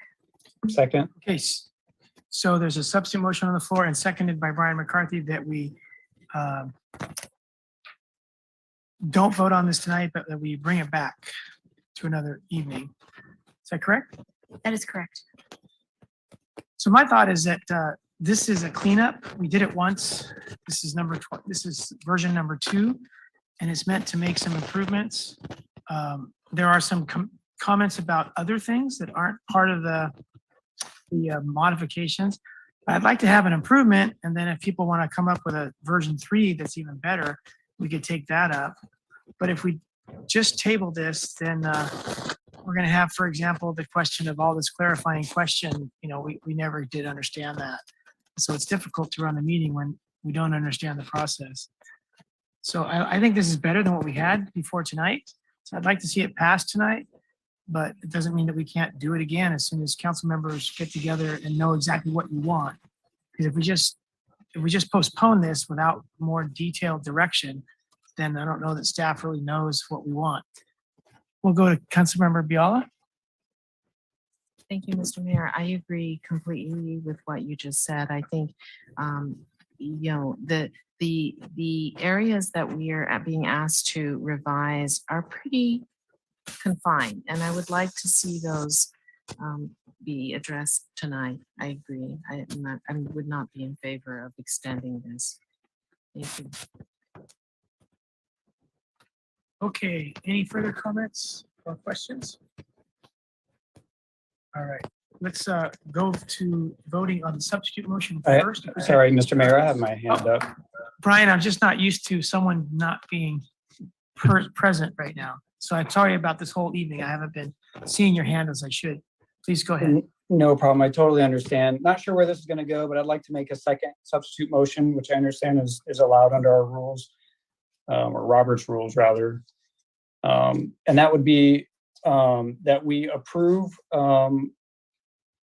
the resolution 2023 with the amendments that I've got at least 8 amendments here. That it requires a majority past 10 and unanimous past 10:30 on the adjournment. Number 2, that we eliminate the 10 a.m. correspondence deadline, but that we do present some reasonable format standards and bring the projector back into City Hall that allows people to bring their own pieces of paper or presentations up to the projector. Number 3, that we move public comment to the end just before the vote. Number 4, that we set a minutes video records retention policy. Number 5, that we strike ex parte altogether from the agenda. Number 6, that public comment is welcomed, that we state that public comment is welcomed by any reasonable means. Whether it's a sign or as long as it's not disruptive, voice, singing. Number 7, that we eliminate the language about ordinance shall be prepared by the city attorney. And I think that's it for now, but I would certainly be willing to remove anything that someone feels really passionate about given discussion, if there's any support at all for that. But I want to be able to say that I at least put that out there, if I could at least get a second for discussion. I'll second for discussion. So I have a problem with the unanimous if we're to go past 10:30, because I've seen in the past someone who's against a proposal sees where the night's going and they just don't want it to pass. And so one person is able to stop discussion, not for any good reason other than they just don't want to lose that night. And so it puts a cog in the wheel to have to bring everybody back together again. Let's say you have a long item. It's like a 4-hour item and you're almost to a vote, but you're at 10:30. And one person is a stickler, might be me, it might be somebody else, and they're able to postpone the whole shebang. So everyone's got to get back together again on a previous night and then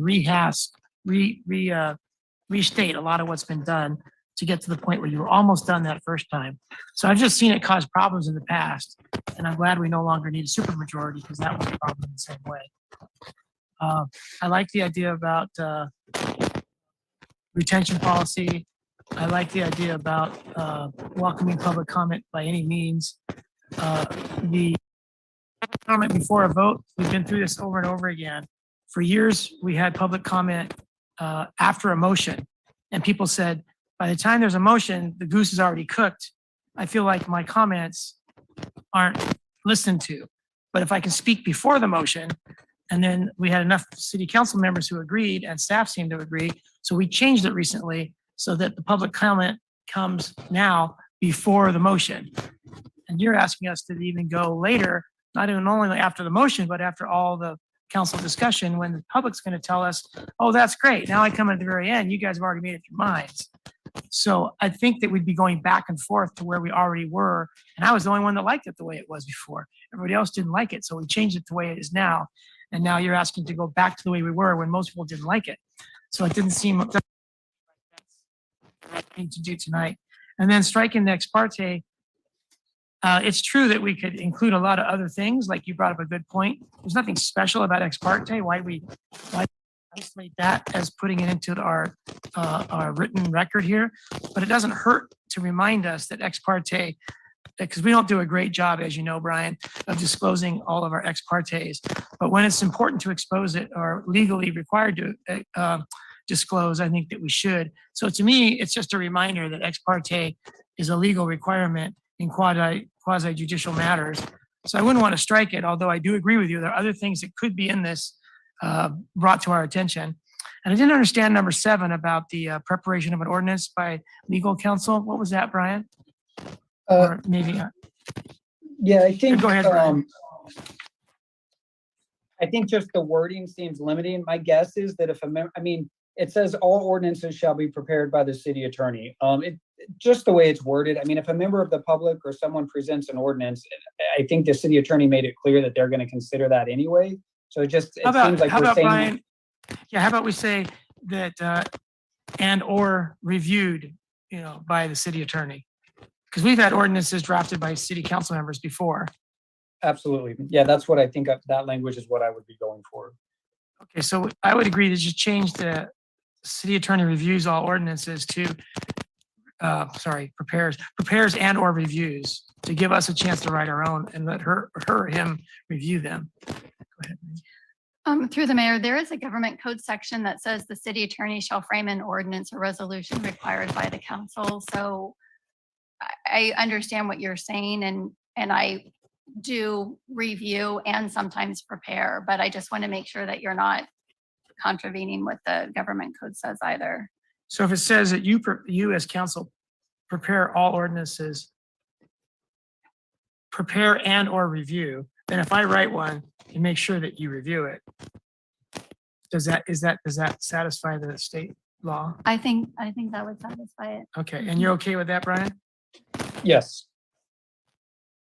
So those are my comments on what you asked us to comment on, Brian. Any other councilman? Sure, go ahead, Brian.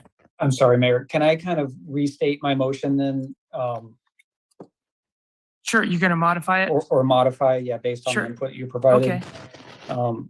So then strike the majority past 10. We're not going to address that. So we're still going to say, and I'm going to go from the bottom up. We say ordinance shall be prepared or reviewed by the city attorney versus just prepared and or. Make it clear that public comment is welcome in reasonable, non-disruptive manners. So if there's a presentation, a cardboard presentation they want to bring in, as long as it's not disrupting the meeting, that should be welcome. That we develop a video records retention policy And then I don't think you addressed my number 2, which is that there's no limit on timing for correspondence. I'm just really struggling with that. I mean, I think in practice, we're not going to follow that anyway, so I hate to codify it. I mean, if we find something extremely significant that we think we should bring into the meeting between 10 and 5 p.m., it just seems like we would do that. And that language seems very limiting to me.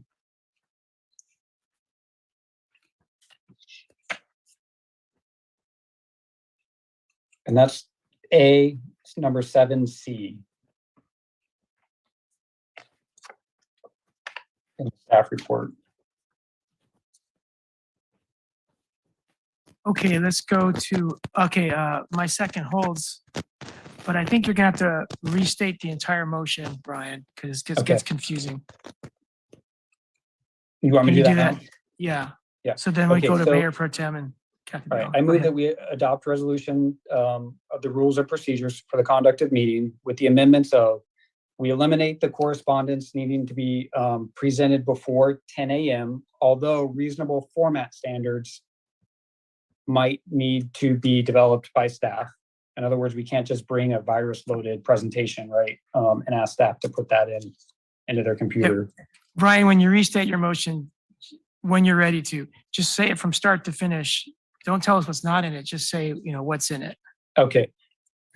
Third time's a charm.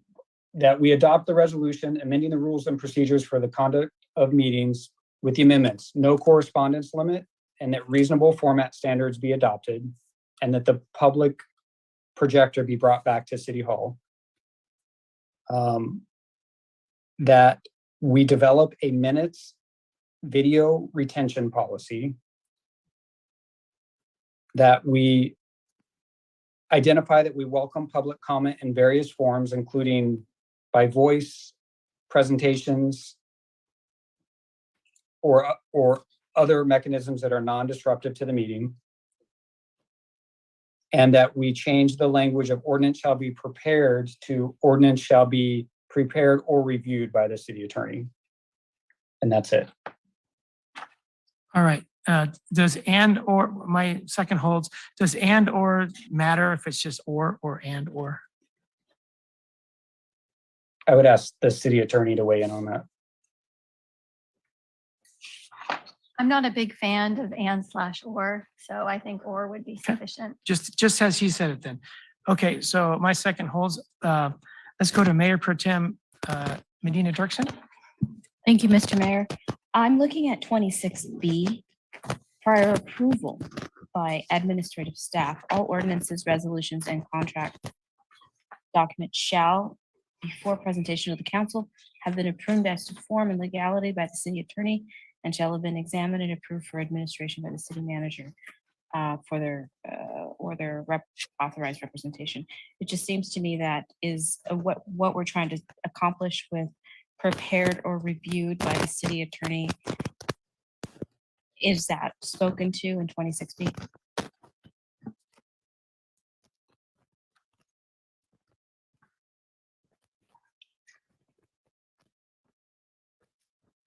Yeah, it's kind of inconsistent with the A, because A says city attorney only, and then B says basically if someone else does it, the city attorney's got to review it.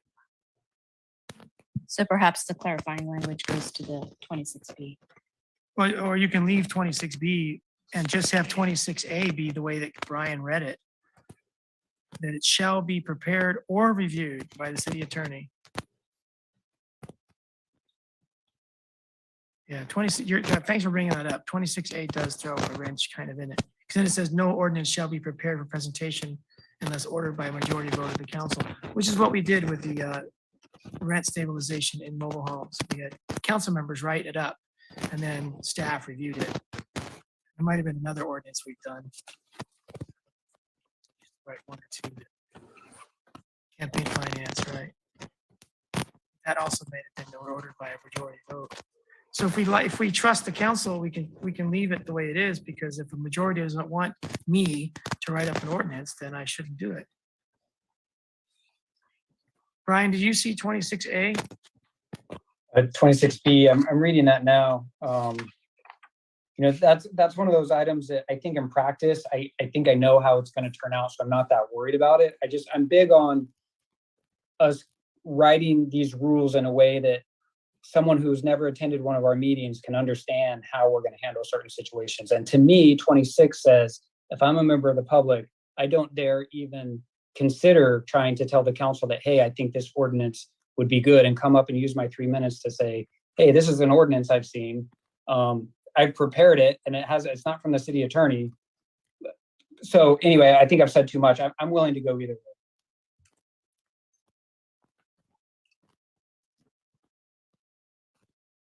If we want to just leave that alone altogether, I would support that to get some kind of compromise pushed. You mean to drop it from your motion? Yes, Mayor. Okay. Why don't we do that? Because we might lose other votes on that, because it makes it confusing. The bit about the city attorney preparing or reviewing. So my second holds without that.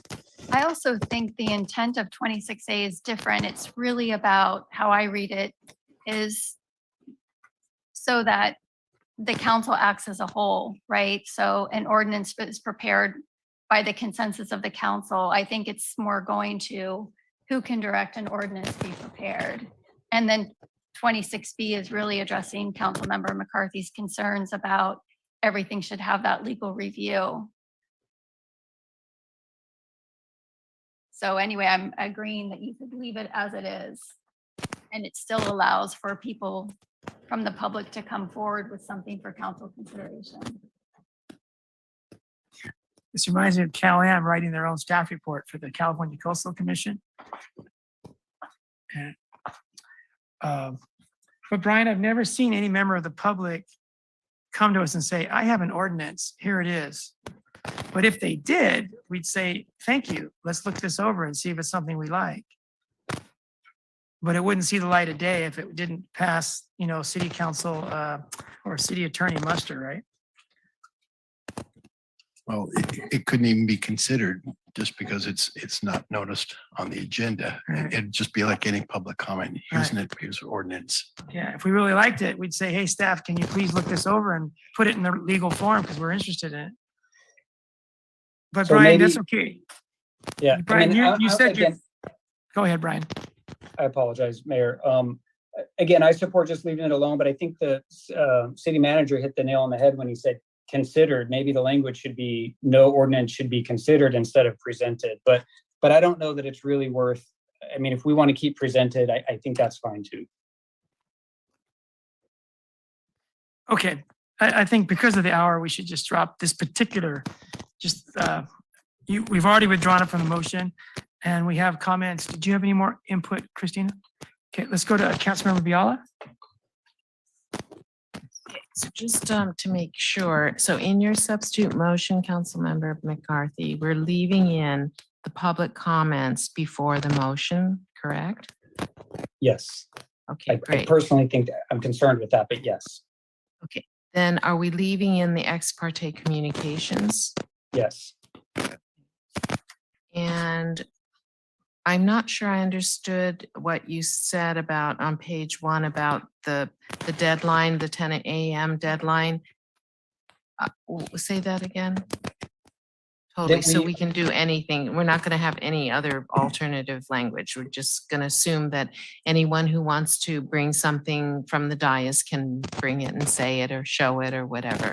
Okay. Yes. Is that going to be a problem? I remember our discussion, Heidi, about, well, we don't have a policy. So now we're going to eliminate it. So now we're going to go back to, if somebody wants to do something, well, we don't have a policy on it. Yeah, that's a good point. So Brian and Kathy, did I agree to just status quo, not having any deadline to get staff information? Yes, that was my motion. And I would ask what the intent really of this is, and that we solve the intent. But I don't know that we have to. I believe the intent was because the public should have all the information before the meeting. I mean, that's right. Yeah. as much as possible. I mean, we can say anything, ad-libbing, whatever we want to say during the meeting, but I think that there is it part of the Brown Act that we have to have the staff report completed and people have to be noticed or anything? No? Okay, well, So, Brian, the reason I like some kind of deadline is because, staff probably gets frazzled if at 2 p.m. an elected official gives them a bunch of questions and expects them to be answered, by council time. But I've always thought that if they didn't have the time, that's okay. We would get them answered at the meeting. And if not, then that's our fault for bringing them up too late. But let's ask staff about the trouble that causes them on the day of the meeting.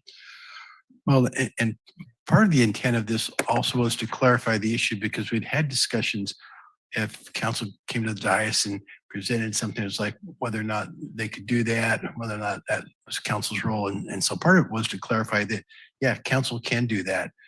They could provide written comments, they can make a presentation.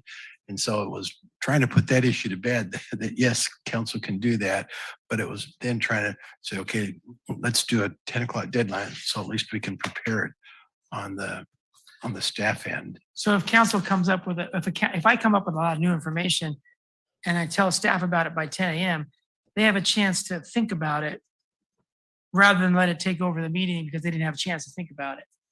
So I might have some bad ideas that city staff didn't have time to really digest. And this is giving them a little bit of time to digest.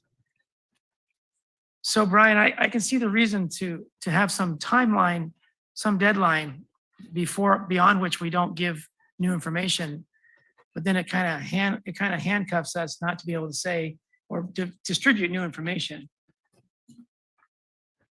So I'm not sure where I sit on that. Is it Councilmember Fisher? Thank you, Mr. Mayor. I would like to know what is suppose we would approve it as is tonight. What would the procedure be to make amendments? How complicated or how soon can that be done? Let's ask Lane or Heidi, whoever wants to address that. It's very easy to make amendments because it's not in your code. It's simply a resolution. And, this has been on the agenda for a while. It's just getting input, putting forth policy and bringing it forward. And it's just adopted by a resolution effective immediately. So it's very easy to change. And that's kind of what we did, right? You tried out these rules for 6 months or so, what worked, what didn't. Now we're coming back. It should be a work in progress. So thank you. So any council member can request to have amendments made. Okay, thank you. Councilmember Biala? thank you, Mr. Mayor. I actually wasn't finished yet, but that's fine. So My excuse is that it's so late. May I ask Council Member McCarthy if he would be okay to accept some of these additions? So the first one is that on the debate issue, that it says, however, council may have intended the, oh, wait, that's not the language though. Allowed to speak more than once. During each round of discussion, each council member will be allowed to speak up to 5 minutes. And then I want to add something that says like through non-interruptive timekeeping means or methods. So that means that we're not going to be showing the screen here, that there should be some other method of timekeeping. So you would just add on the where it says for up to 5 minutes through non-interruptive timekeeping method. And then like a SAM. Yes, however we'll pass the little hourglass, the 3 minute. We have to get a 5 minute one though. Okay, and on the welcoming of the public comment, when I was on the Planning Commission, we developed some nice language. If you notice in our agenda packet, there is a place where we talk about how the public can participate. And I think it was in that space that we developed some nice language that was welcoming for the public. And I wonder if we could have that in that place rather than another special place in this ordinance. I don't know if you would accept that. you just look at our current agenda. There's public comment. And then it begins talking about any member of the public may comment on any matter listed, blah, blah, blah. And we could say something that the city of Marina welcomes the public to make comment. And we can go look at the planning commission. If I don't think they would have taken that language out, but it was well crafted. If I may, I think the intent of what I was trying to say is that we should ensure the public understands that, you know, coming up and speaking in a monotone voice for 3 minutes isn't their only option. If they have presentations, that's actually all the better. I have many times presented to a coastal commission or even this body, the Marina City Council, with a picture or a photo, and it has really made a big difference. And so I just want to make sure we are letting the public know they have that option available to them. Okay, so you're referring that to the council correspondence. That's where you want that information. I thought you were saying is in response to the ex parte communication paragraph, but you're wanting that welcoming kind of thing when it says the council correspondence, that this applies to the public as well. Well, maybe we should, it's just only council here. Okay, so that. Okay, so things are starting to get a little confusing here, Kathy. I know. I don't know if you and Brian are on the same page. No, we're not on the, I don't know where would you put this welcoming for the public comment? Brian? I haven't really thought of it. It probably would be where you mentioned in the agenda towards the beginning where it talks about public comment, just that. Yes, great. Yeah. Okay, so we're in agreement with that. Okay, That's so you great. are on the same page. So then your Yes. motion about being public comment is welcome by any reasonable means would be inserted in the public comment description under number 8 on every agenda. Yes. Mm-hmm. Okay. And Yeah, maybe and- mention and- that there's a projector in the chambers and that they can present written materials on the projector. Yeah, that's no longer a part of the AV situation. You want to turn your mic on, Shep?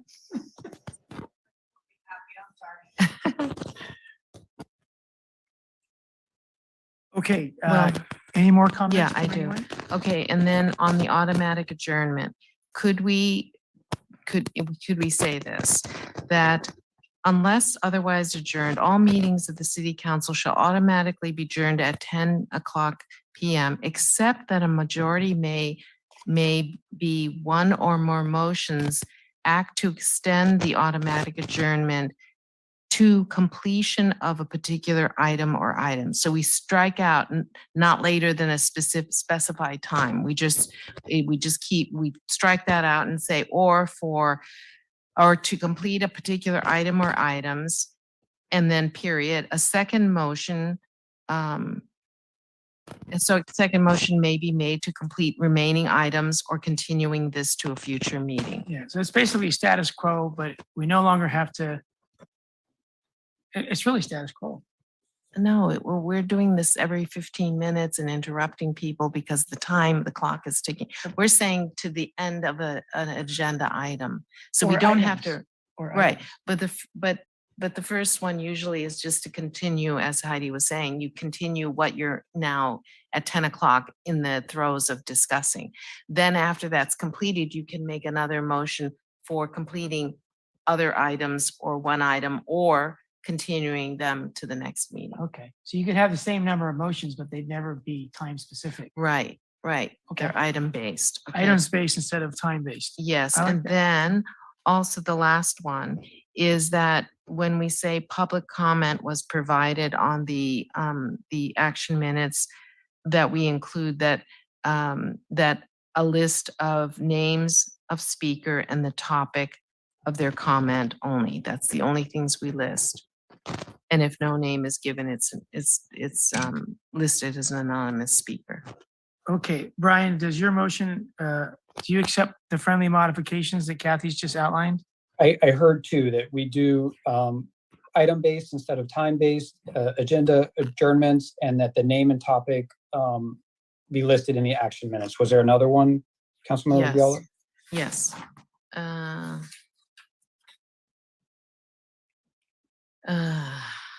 let's see. Oh, about the limitations of debate. So at the very last sentence, during each round of discussion, each council member shall be allowed to speak up to 5 minutes through non-interruptive timekeeping method. Yes. Brian? I would accept that amendment. Can I ask a quick question of the city attorney? Yeah, second holds. Go ahead, Brian. So number 35 talks about the amendment of rules.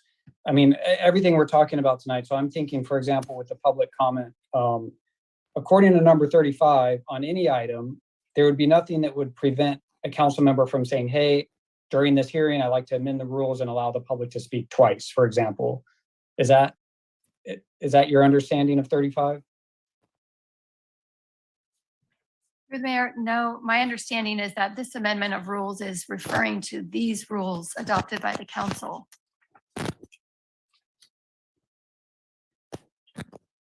Right, but these rules say that we put the public comment in a specific place. So number 35 to me appears to say that any majority of the quorum can amend these rules. And so, I mean, And so again, in that example, if let's say there's a motion that's made and there's all these amendments like this one, for example, if I wanted to, I could say, okay, council, I'd like to amend the rules and say that we go out to, and I'm not doing this, but I'm using it as an example. We go back out to public comment because there's been significant changes and I think the public should weigh in. And if there's a majority that says, yes, I think we should do that, then that's an amendment of the rules. We do that and then continue on through our process. No, I think it'd have to be agendized. So you'd have to say, hey, I want to change these conduct rules. And then we say, okay, we'll put it on a future agenda and we'll consider that requested change. And then the public would comment because it was agendized. Otherwise, they wouldn't be in the House to know to vote on it the way you just described it.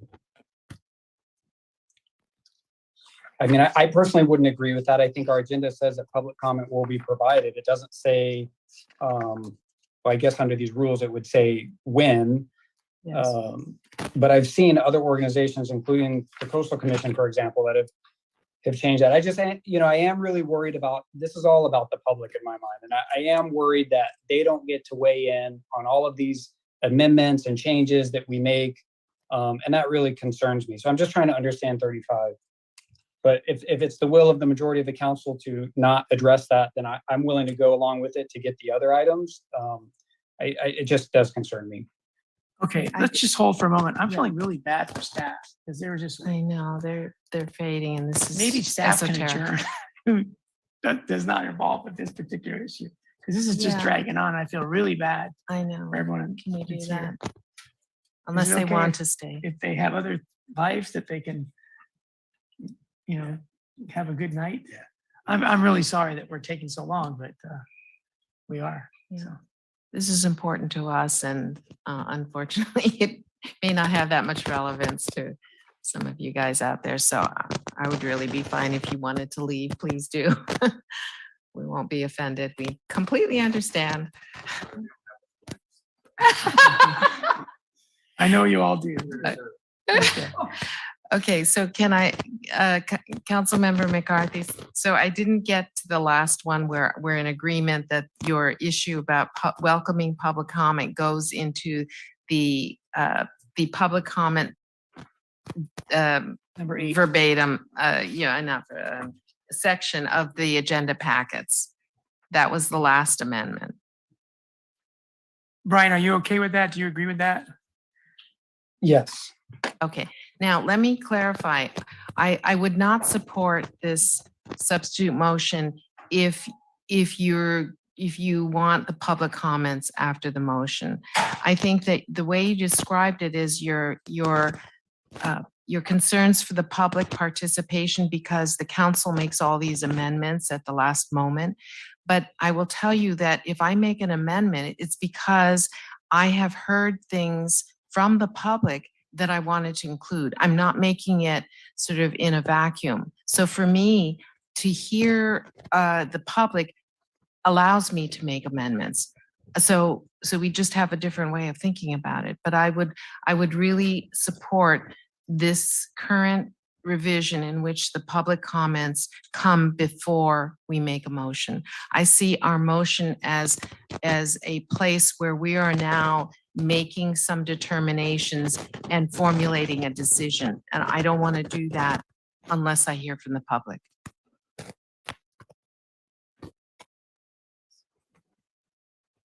Is that what? Yeah, and I don't Yeah, disagree but with then that. he would- Okay. The question is that if we make all these changes that aren't in the staff report, then do we owe it to the public to weigh in on that? And that's the question. I mean, it's getting late, and I don't know that, quite frankly, it's probably more of a philosophical debate. But I can tell you that from my experience being a member of the public and speaking at many Marina City Council members meetings, I can't even talk, that there have been many times where, for example, the item was, let's repair 10 roads. And the public says, yes, let's repair, the roads. This is great. And so someone says, okay, but I'm going to make an amendment that we actually don't repair 5 of them after the public's talked. And then as a member of the public, I'm thinking, well, wow, wait a minute. I didn't really get to weigh in on that. Even though, I may have said something that maybe a couple roads need to be not repaired. So that's my concern. I can just tell you firsthand experience. I've experienced it. I know other members of the public have, and it's unfortunate, but I'm willing to move forward with the rules that without that provision. But I'm still confused about number 35, because it still seems like the council majority has the ability to amend any rules at any time. Okay, so our city attorney is going to comment on that, Brian. The way I read number 35, it's talking about amendment of these rules and policies. And if you want to amend these rules, it's like any type of bylaw. Usually at the end, it says how these rules can be amended. And so these are the rules to follow. That doesn't mean that in the meeting, and I've had this happen at other agencies, if you felt that there was a need or there should be additional public comment, you could say, point of order, Mayor, given the last discussion, I suggest we open for public comment again. That's not an amendment of those rules. That's just sometimes as a dynamic meeting happens, you may want to adjust things. But I think this amendment is really speaking to amendment of your rules and policies. And it makes me think there must have been a provision in there that called for a supermajority. I can't find it now, but that's what it's referring to. You can amend those by a majority of a quorum, except for that one provision that pertained to a supermajority. And so if that's the case, then that could have never changed unless there was a supermajority or unanimous vote to amend that rule, because that's what 35 says. So that rule must still exist. Through the mayor, when I undertook this project, I got all of the resolutions. I think there were like 12 or 13 different, nothing was consolidated. I did not see a rule for a supermajority. That doesn't mean it doesn't exist, but when I was given that universe of documents for council rules, I didn't come across that. But I mean, certainly I think staff heard your direction to see if we can locate that rule. Okay, thank you, Mayor. It's probably in storage over near the courtyard. Definitely. It's in one of your boxes. Tell you where. Okay, let's go to Councilmember or Mayor Pro Tem Medina Dirksen. I think my question was answered. I'm fine. Okay. Councilmember Biala? Okay. So any more comments at this time? And if not, we'll have Brian go through the motion one more time, and then Kathy's going to add her 4 items, and then we'll be clear. So if there's no more questions or comments at this time, we have 2 substitutes and an original motion. Brian's is the second substitute.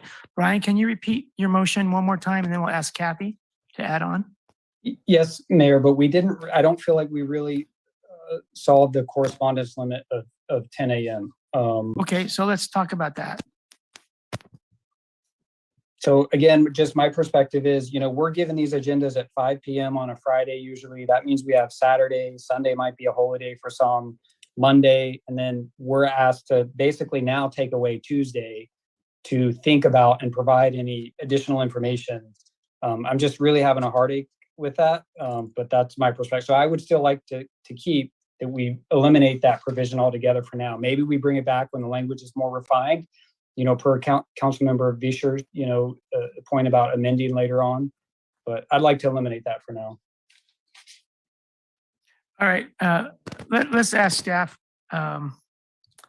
Lane, how much trouble has this been causing staff and council coming in with late questions that you think that you need to answer before? Can I It really clarify, hasn't Mr. Mayor? hasn't been a huge problem. Go ahead, Brian. Lane says it I hasn't would- caused much of a problem. Go ahead, And I Brian. would be okay with keeping the written comments having the 10 a.m. deadline. The heartache for me is the materials. If I, as a decision maker, think of something between 10 a.m. and 5 p.m. that can only be illustrated through materials, this says I can't bring it forward. And so that's my heartache. Okay. I agree with you. So let's change it so that we get our questions in. If we want them answered by meeting time, even then they might not be. They might be so complicated that the staff doesn't have time even at 10 o'clock. But how about we change it so that we have a limitation on our questions by 10 a.m., but not on what we want to bring to the council dais later on. Yeah, so And maybe that's just true for the eliminate public, too. or materials. Or just scratch materials that there's a 10 a.m. deadline to get questions to the staff in. Yes. Mr. Mayor, I think we need to keep in materials. I mean, when I was questioned about my showing photographs is because we did not have a policy. So I want a policy on it that says we can do this. What about if we have a policy that says you can bring them at the last minute? You get to show. Yeah, them. that's fine, but that's a policy. Right. If we eliminate it completely, then we would be back to not having a policy that we could in fact bring materials to the dais. So we can say, council members providing written questions must provide such questions to the city clerk no later than 10. And there is no, Materials regarding the other materials regarding the agenda may be brought, there's no limit on. have no the time. limit as to Mhm. when they can be brought to the Right, meeting. right. So we didn't say it, very articulately, Or but maybe we can we say agree on our intent is there. the materials from can be presented from the dais by council members without limitations or All right. something. So maybe we can draft this motion so we can go home tonight by asking city council, our city attorney to get the right language in, as long as she understands the intent.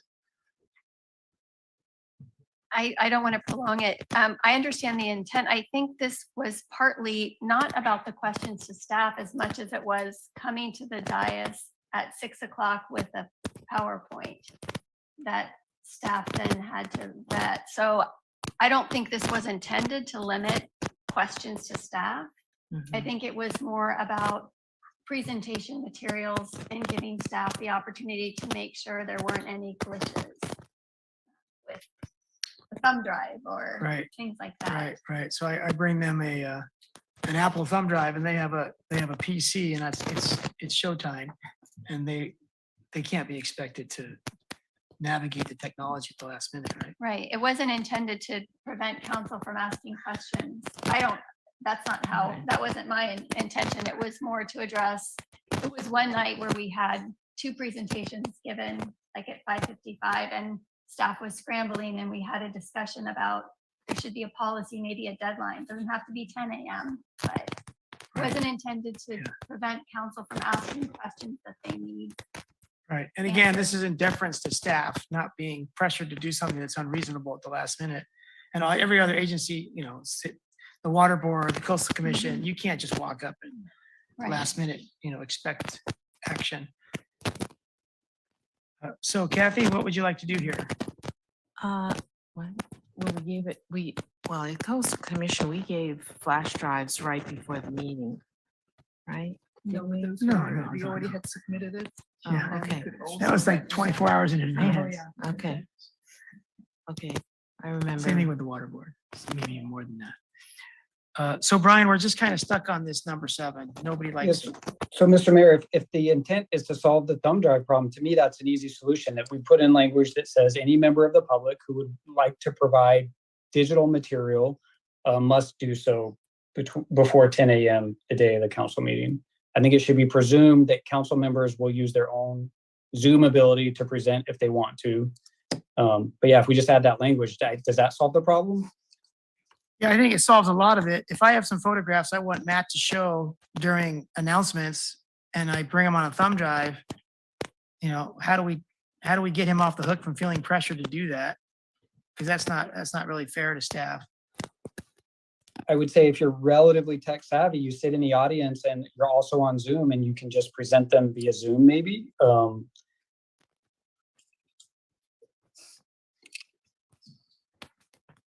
Okay, so Matt says we don't have to solve this technical stuff tonight. So how do we word this? Okay, one suggestion is to eliminate this paragraph 7, add language to the agenda that requires the public to submit a presentation so many hours in advance. And then council can keep doing what they're doing. Okay. Knowing that we can amend this later on, but tonight just doesn't seem like it's going to work out. Right, but I don't like council can do what they're doing now, because I'm telling you, I was told we don't have a policy. So my bringing a photograph at the last minute during council was not acceptable. So So how about we really do direct staff insist- to reword number 7? So it doesn't mean written questions, but it does mean some limitation on expectation of technology at the last minute. We're just not going anywhere tonight. Okay. So Brian, understanding that the late hour, that we can just ditch this to be figured out later as far as the 10 a.m. limit. So we'll delete the council correspondence paragraph. Absolutely, I would support that. So unless there's, Kathy, your light's on, did you have something else? No. So unless anyone has other comments, we'll ask Brian to read his portion of the motion and then that from Kathy that Brian approved, and then we'll vote. Okay, Brian, one time as clear as you can for Shep and everybody. Oh boy, okay. I make a motion that we adopt the resolution further amending the rules of procedures for the conduct of meetings with the amendments that we do not address number 7, council correspondence at this time. That we develop a minutes video records retention policy. That we ask staff to come back and develop a minutes video record retention policy. That we identify in our public comment section that public comment is welcome by any means not disruptive to the meeting. That the language of ordinance shall be prepared by the city attorney be changed to an ordinance shall be prepared or reviewed by the city attorney. That, go ahead. Heidi, please go ahead. I think you decided when you read, I think it's 26A and B together, that you didn't need to change Okay, the strike that. language. Strike that. Okay. I'm going to Please continue. That the adjournment extension be item-based instead of time-based. That the action minutes include the name and topic of discussion. And that during each round, and my notes are really bad here, so I'm going to need Councilmember Viala's help. It had to do with with the 5-minute. Go ahead, Kathy. Can you read that? So piece? that at the last sentence, I'll be allowed to speak up to 5 minutes, maybe not, with a non-interruptive timekeeping method. Yes. Means or something.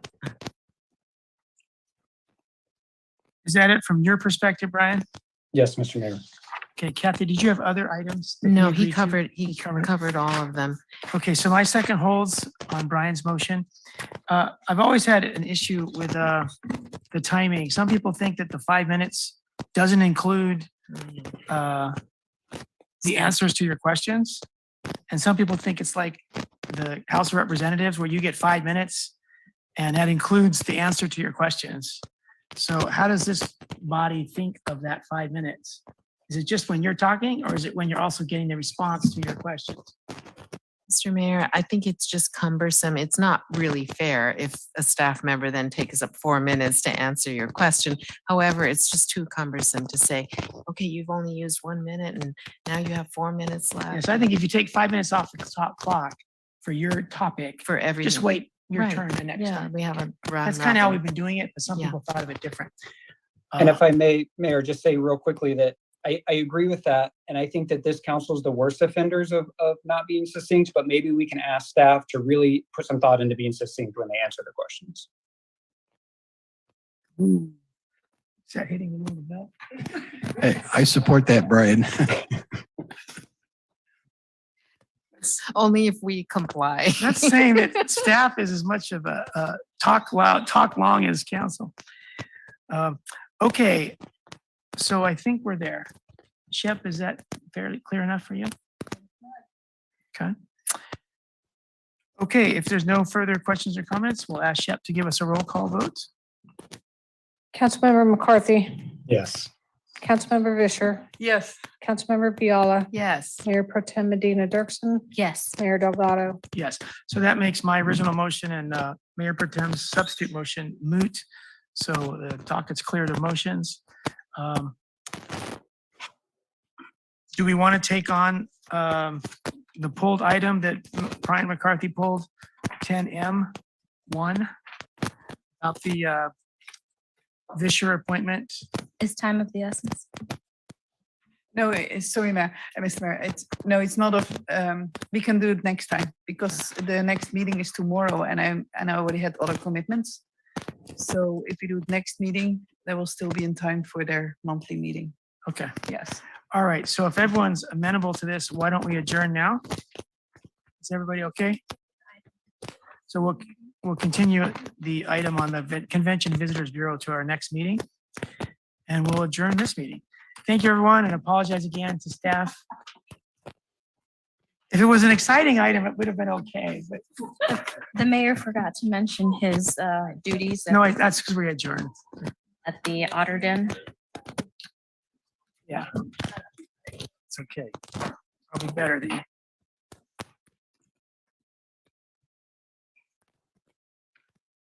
Thank you. Good night.